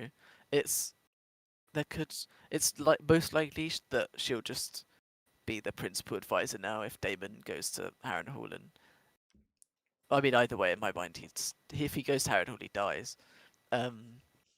So will she just be then the main advisor, or will she also lose in some way because she's lost the trust of the common folk? Will they turn against her in some way that makes her position unviable? I don't know. Hard to say. And Alan? I mean, it's like I said. Yeah, we kind of discussed, didn't we? That like he might take that leadership role. Either he'll kind of, properly, fully supplant his father. Maybe do something for Rhaenyra that gets him legitimized. I don't know. Hmm. Or he'll, I don't know, try and save him somehow. I don't know. It's hard. It's Sneak harder with the into smaller, Tumbleton. especially the non-dragon riding characters. Kind of hard to Yeah. predict, isn't it? Maybe Alena Bailiff will just decide to have sex again for fun. Hell yeah! Who Give us a full knows? scene. Give us the cringe. Maybe we'll have the threesome scene finally. Oh. The leaks promised threesome scene. Where's the breastfeeding scene that leaks promised?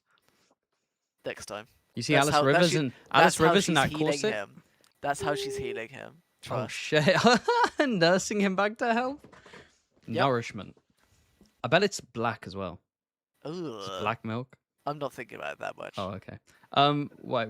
Speaking of Alice, any predictions for Alice? I guess there's not much she can do if you think there's going to be a big kind of sort of Harrenhal battle. No, I mean, if there is the Targbot, it's both of the Targaryens that she's kind of influenced would be fighting. So I don't know if Daemon's like openly hostile to her or if he's just kind of ambivalent. I don't remember how they parted, to be honest. If it happens, she's rooting for Aemond. Maybe she'll help him win through some witchy magic. Maybe she'll set the bats on Daemon or Oh, something. I don't know. just a bat attack. Yeah, I don't know, could have. Casting fireballs. Yeah, using I don't know, all Fuzz sorts radar. of things. Yeah, exactly. What about who else? So over in Tumbleton, what's going on with, should we say, Ormond, Bold John Roxton, Gwaine, right? Because you said Daeron's probably not going to take part in any fighting because he's the king. He has a tiny teenage dragon. What about Ormond, Bold John, Gwaine? What do we think is going to happen? Oh, that's a good question. Because I don't know how successful this is going to be for Ormond. Like, has he gotten himself into too deep a hole? Like, I feel like I don't think Ormond's level, ever found himself deep in a hole. No. On a meta level, I could see this kind of being Ormond running out of road in this battle, and his gamble maybe doesn't pay off. I don't know. Because they're kind of like, it feels to me like the writing is kind of leaning into that idea that Ormond is in over his head, and that even if he's got Ulf, it's still not enough. Like Gwaine and Daeron are probably not better equipped, but they definitely feel like they're more, I don't know how to phrase it, tactically sensible, in their right mind. Yeah, less delusional. Yes, so Ormond, either it could be a Pyrrhic victory, regular victory, I kind of doubt. It'd be like either a Pyrrhic victory or he will lose in some way, but Daeron and Gwaine will be fine. Bold John, I don't know, fucking know. He'll be in the fighting. He's just a glupshitter. Yep. He'll do some cool fights.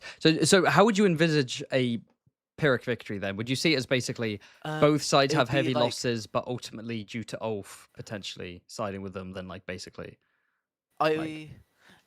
Yeah, it would be like Tumbleton lies in ruins and both armies are kind of disintegrated, but because the Riverland army, I'm forgetting that the goat Oscar Tully's on the Riverland side, so maybe he'll get the Pyrrhic victory instead. But if it's Ormond, that's true. You've got Roddy the Ruin, you've got Oscar, you've got Black Alley. If it's Ormond who gets the Pyrrhic victory, then will Oscar die? Probably not. Or maybe he will. I don't know. It's kind of his one purpose in the plot. So, but yeah, it would be Tumbleton basically destroyed. Probably a dragon dead.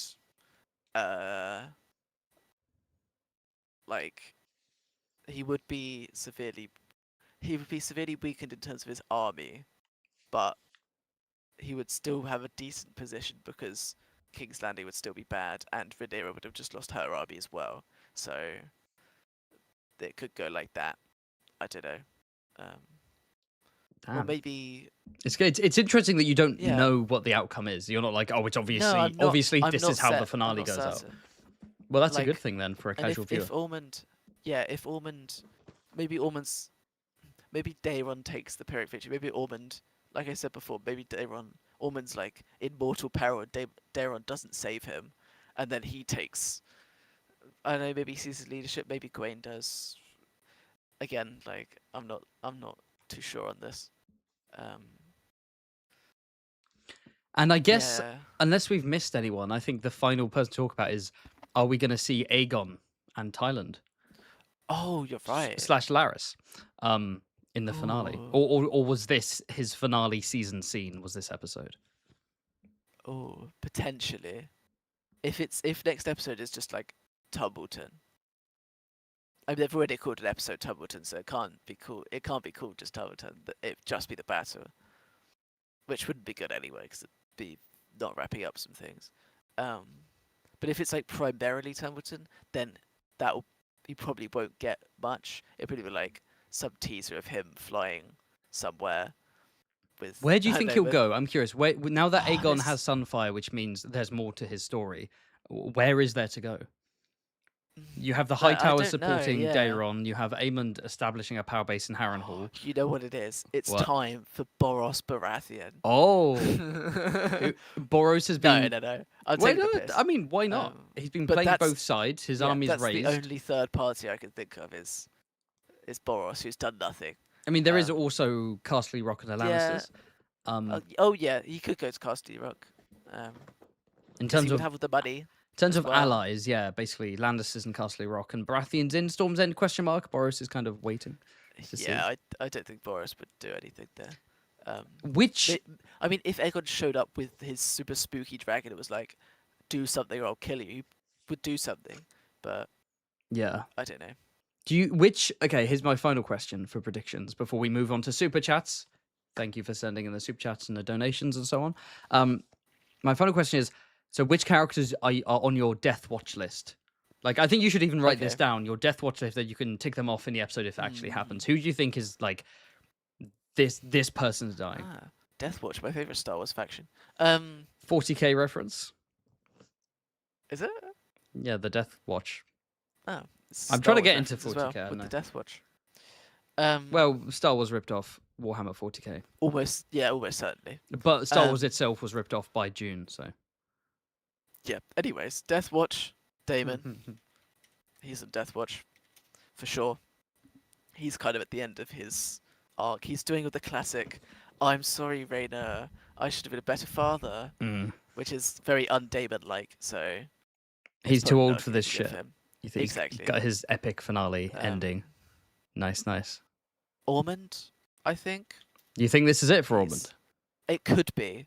I think he could go onwards for sure, Mm. but there's definitely a world where this is A finale villain death. where he doesn't make it past, where he he's gambled one too many times. Like he doesn't make it out of this, but Daeron and Gwaine do. I don't know. Interesting. It's possible. He's on my death watch. Doesn't mean I think he's gonna die. No, but he's on I'd death say watch. I think be he brave. Could. Put them on death watch. He could. Death bingo. Ooh, who else? I mean, by extension for Ormond. Actually, would Boltjon... I mean, if there's dragons involved in that battle, and less Boltjon's being, like, protecting Daeron the whole time, Mm. he'll be in there, so... I'll put him in brackets after Ormond with a Okay. question mark, because I feel like they're kind of attached. Anyone on the Team Black side during the fight itself? Oh, I mean, Roddy. He's definitely... I mean, he wants to die, that's why he's doing this. Oh, you think he's gonna get a Um, glorious, Yeah. a glorious death that Kristen wanted that he cucked Kristen out of? Honestly, yeah, I'd be actually of any of these characters, he's probably the one I'm most certain will die. Because what would be his purpose next season? Like, leader of Yeah. the suicidal old greybeards that lives on would be Looking for another battle. interesting. I mean, it's a fun character concept. He was like, "Fuck, I just can't die." Yeah, that's true. That is fun, but Trying to for go to his Valhalla. purpose in a meta way, yeah, he probably Yeah. not. You think Would- Oscar Black Alley safe? Is Kermit Tully safe? Kermit, I have bad news about Kermit Tully. No, Uh, he's not true. Say it ain't true. You gotta Um, go home to Miss Piggy. Black Alley. I mean, There she's we go. had Every nothing stream. to Yeah, do. one line of Really. dialogue would be awesome. Yeah, her dialogue would be, "No, I'm going to die." And then it gets beheaded. Yeah, I don't know about her. Oscar. Yeah. Oscar's a curious We're one. diving into the glove shitters now. Yeah, Oscar's a curious one because he could go because this is his plot purpose is to lead the Riverlander army. So mm. if the Riverlander army gets defeated, he's kind of gone with it. Because I don't know, it would be cool to see him live on. Like I'd like to see him because he's a competent military commander. He'd be a very good lord and everything. Are we? And But will he this get that is far? Who knows? my final question: is are we seeing any dragon deaths? It doesn't necessarily Yes. mean riders, just any dragon deaths. Yes. If Sheepstealer, if they resolve the Sheepstealer arc in this one, Sheepstealer. Rest in peace. If he hasn't just bled out off screen, which would be incredibly depressing. the episode like, opens lets him with go, just and then he just 5 minute scene of him slowly bleeding to death. And one of the dragon seed dragons. Actually, yeah. Why not? Why not? So Hugh, Ulf, Adam, potentially. Actually, I'm not sure if the dragon will die. But you think, as in, you Because- think a rider might die, but the dragon won't? Yeah, or do I you think a rider might die, but a dragon won't, because with Vermithor and Silverwing, they're not going to kill each other. Sea Smoke, they could kill Sea Smoke maybe if they like send Adam in, like I don't know. I think it's more likely that one of the riders dies than one of the dragons dies. Interesting. Well, I think that's everything, right? That's our predictions. That's the Death Watch. All that remains is the final episode. Are you excited for the finale? I'm excited for the finale. I'm curious. I think it will. The finale, the quality of the finale decides the season, I think. Yes, I think it is one of those seasons where, like, retroactively, where are we going? Because they've done a lot of setup. Where have we been going? So yeah, I wonder how long it's going to be, because, like, are they even going to good conclude all these arcs in a battle episode? I think. I mean, how long have these ones been? They've all been over an hour, to be fair, which is nice. Every episode's I been over an think- hour. As in like an hour and 5 or so. Because this one should be. I think this one should be longer, definitely. If it isn't, that would be weird. Right, do we want to move on to super chats and donations? Should we Yeah. answer the people at last? We've been ignoring them before we wrap up. Shut away and not. We've not been taking audiences. It's past midnight. I didn't think we'd be going this late. I genuinely told you. I genuinely told you. I thought this earlier. I was like, this is only gonna be an hour. No, and then I said I don't it's know where I gonna be got- 2 at least. I don't know where I and got you that went- from.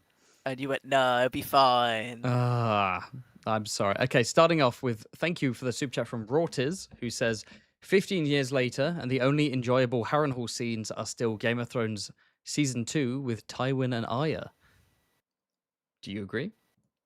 I mean, maybe not the only enjoyable scenes. They're the best scenes for sure.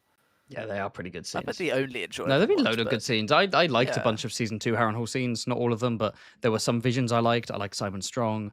Oh yeah, Simon. I've Simon. enjoyed Aemon's mummy arc this season. Last I can connect to the character. And what other Harrenhal scenes have there been in Game of Thrones beyond in the original? Oh, when Jamie went there with Roose Bolton. Yeah, there's been some great scenes. Thank you. Oh, for the Streamlabs donation from. Oh wait, no, actually we have. Wait, I got a sticker. Thank you, Gunji Guna, who sent a WoW sticker. That's base. Thank you so much. Thank you for the donation from Carolus Medius, who says, "Greetings from the Black Cells, my lords. I have unfortunately lost my trial by combat, so the King's Justice will be executing me tomorrow. Hopefully, it's not too late for me to take the black." Ooh, I've got bad news. Listen. I think it's a bit late. Yeah, I think that's the kind. Yeah. You take the black before you call the trial by combat. You don't lose it and go, okay, get out of jail free card. I'm taking the black. Maybe you can, but that sounds like bullshit to me. Yeah, it's over for you, I think. I'm afraid, but Also, the person executing you doesn't have to say yes. There's no like legal or cultural requirement where if someone asks to take the black, you go, yeah. You can just be like, no. yeah, I think it's over for you. Um, Thank you. have a fun execution, I guess. Thank you for the super chat from Pioneer10, who says, "Hello, Haven. I'm a long-time fan, and this is my first time super chatting." No, it isn't, Pioneer. You've been in one of my fucking streams. I was just wondering if Alex is enjoying the show so far, and what his favorite Pokemon is. Mine's Hitmonlee. Oh, that's a niche. That's a niche pick. The fuck? You've got the Bruce Lee Pokemon. Respect, honestly. The Bruce Lee Pokemon? Oh, I just yeah. looked this guy Do you up. not What know the this? fuck? Yeah, He looks cool the- as shit. yeah, he's based off of Bruce Lee. Hitmonlee? Yeah. Okay, I'll answer my favorite Pokemon first, which I think from the thumbnail should be obvious, which is Psyduck, which is my Psyduck. Discord profile pick, which is what that's taken from. Ah. And then in terms of enjoying the show, yeah, I've been enjoying it. I tend to enjoy shows on my first watch, or shows like this on my first watch, even if I don't. In retrospect, like Arcane Season 2, I enjoyed a lot on my first watch, but then on retrospect, I find a lot of it quite bad. Oh, interesting. I have yet to watch Arcane.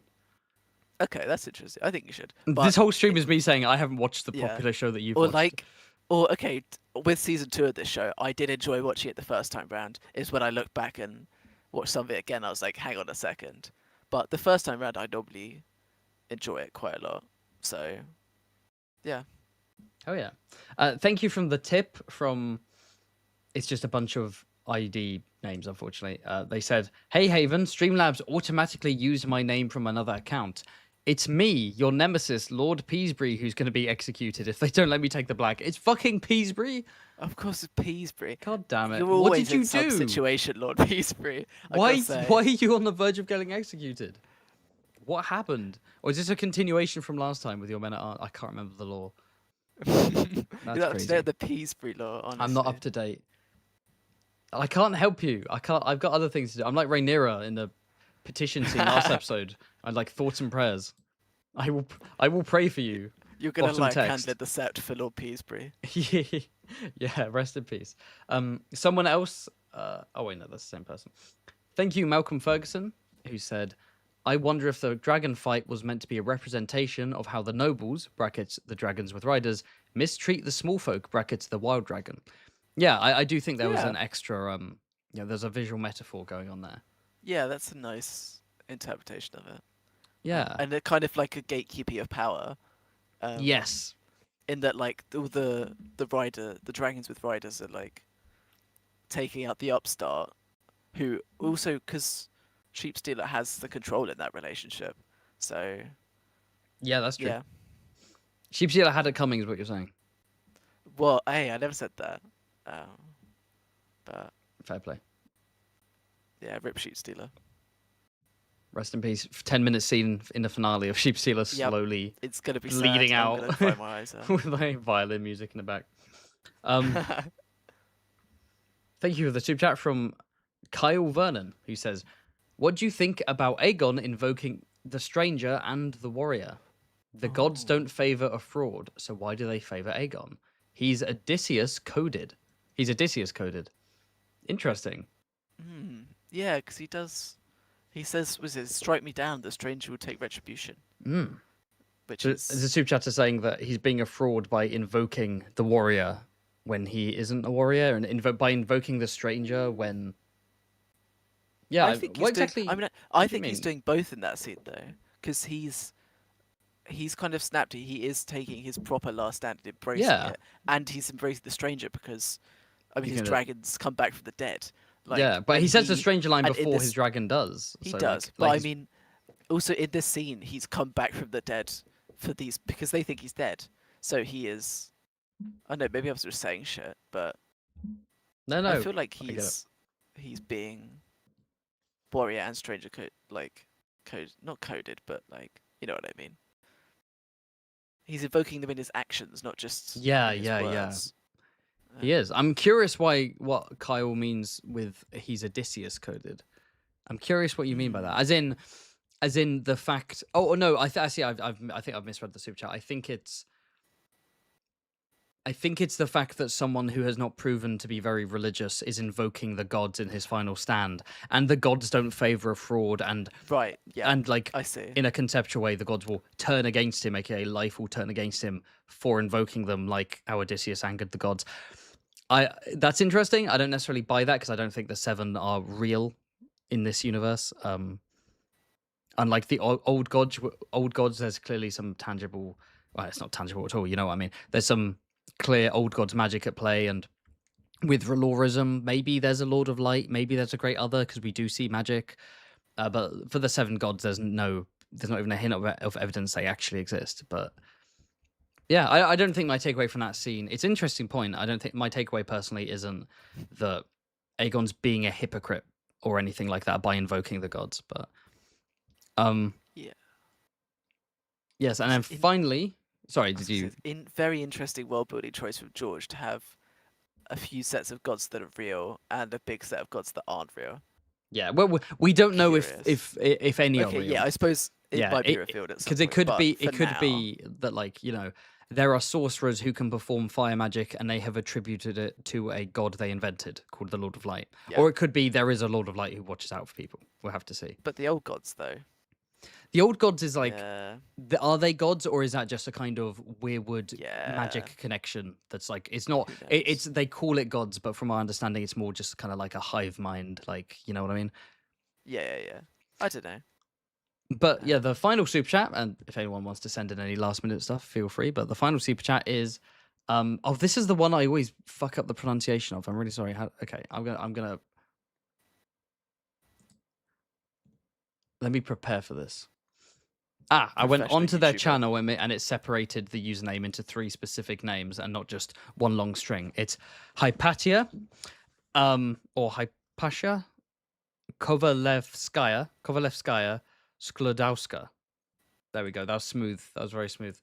Who said, Alison Jetpack thoughts. What are your thoughts on the travel time and the complaints people are having online of you know, the kind of late Game of Thrones characters traveling to places in quite a short amount of time and kind of, you know, breaking the verisimilitude with if people can just spawn in random places. It's meant to be a continent.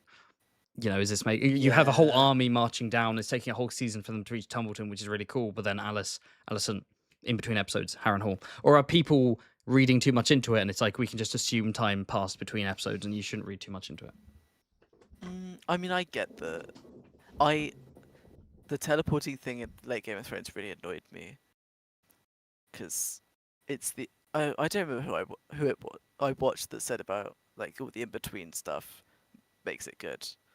I think the problem in this show, they've never really done the in between stuff that like Game of Thrones season 1 did, where they're like on the road. They've never really done that in this show.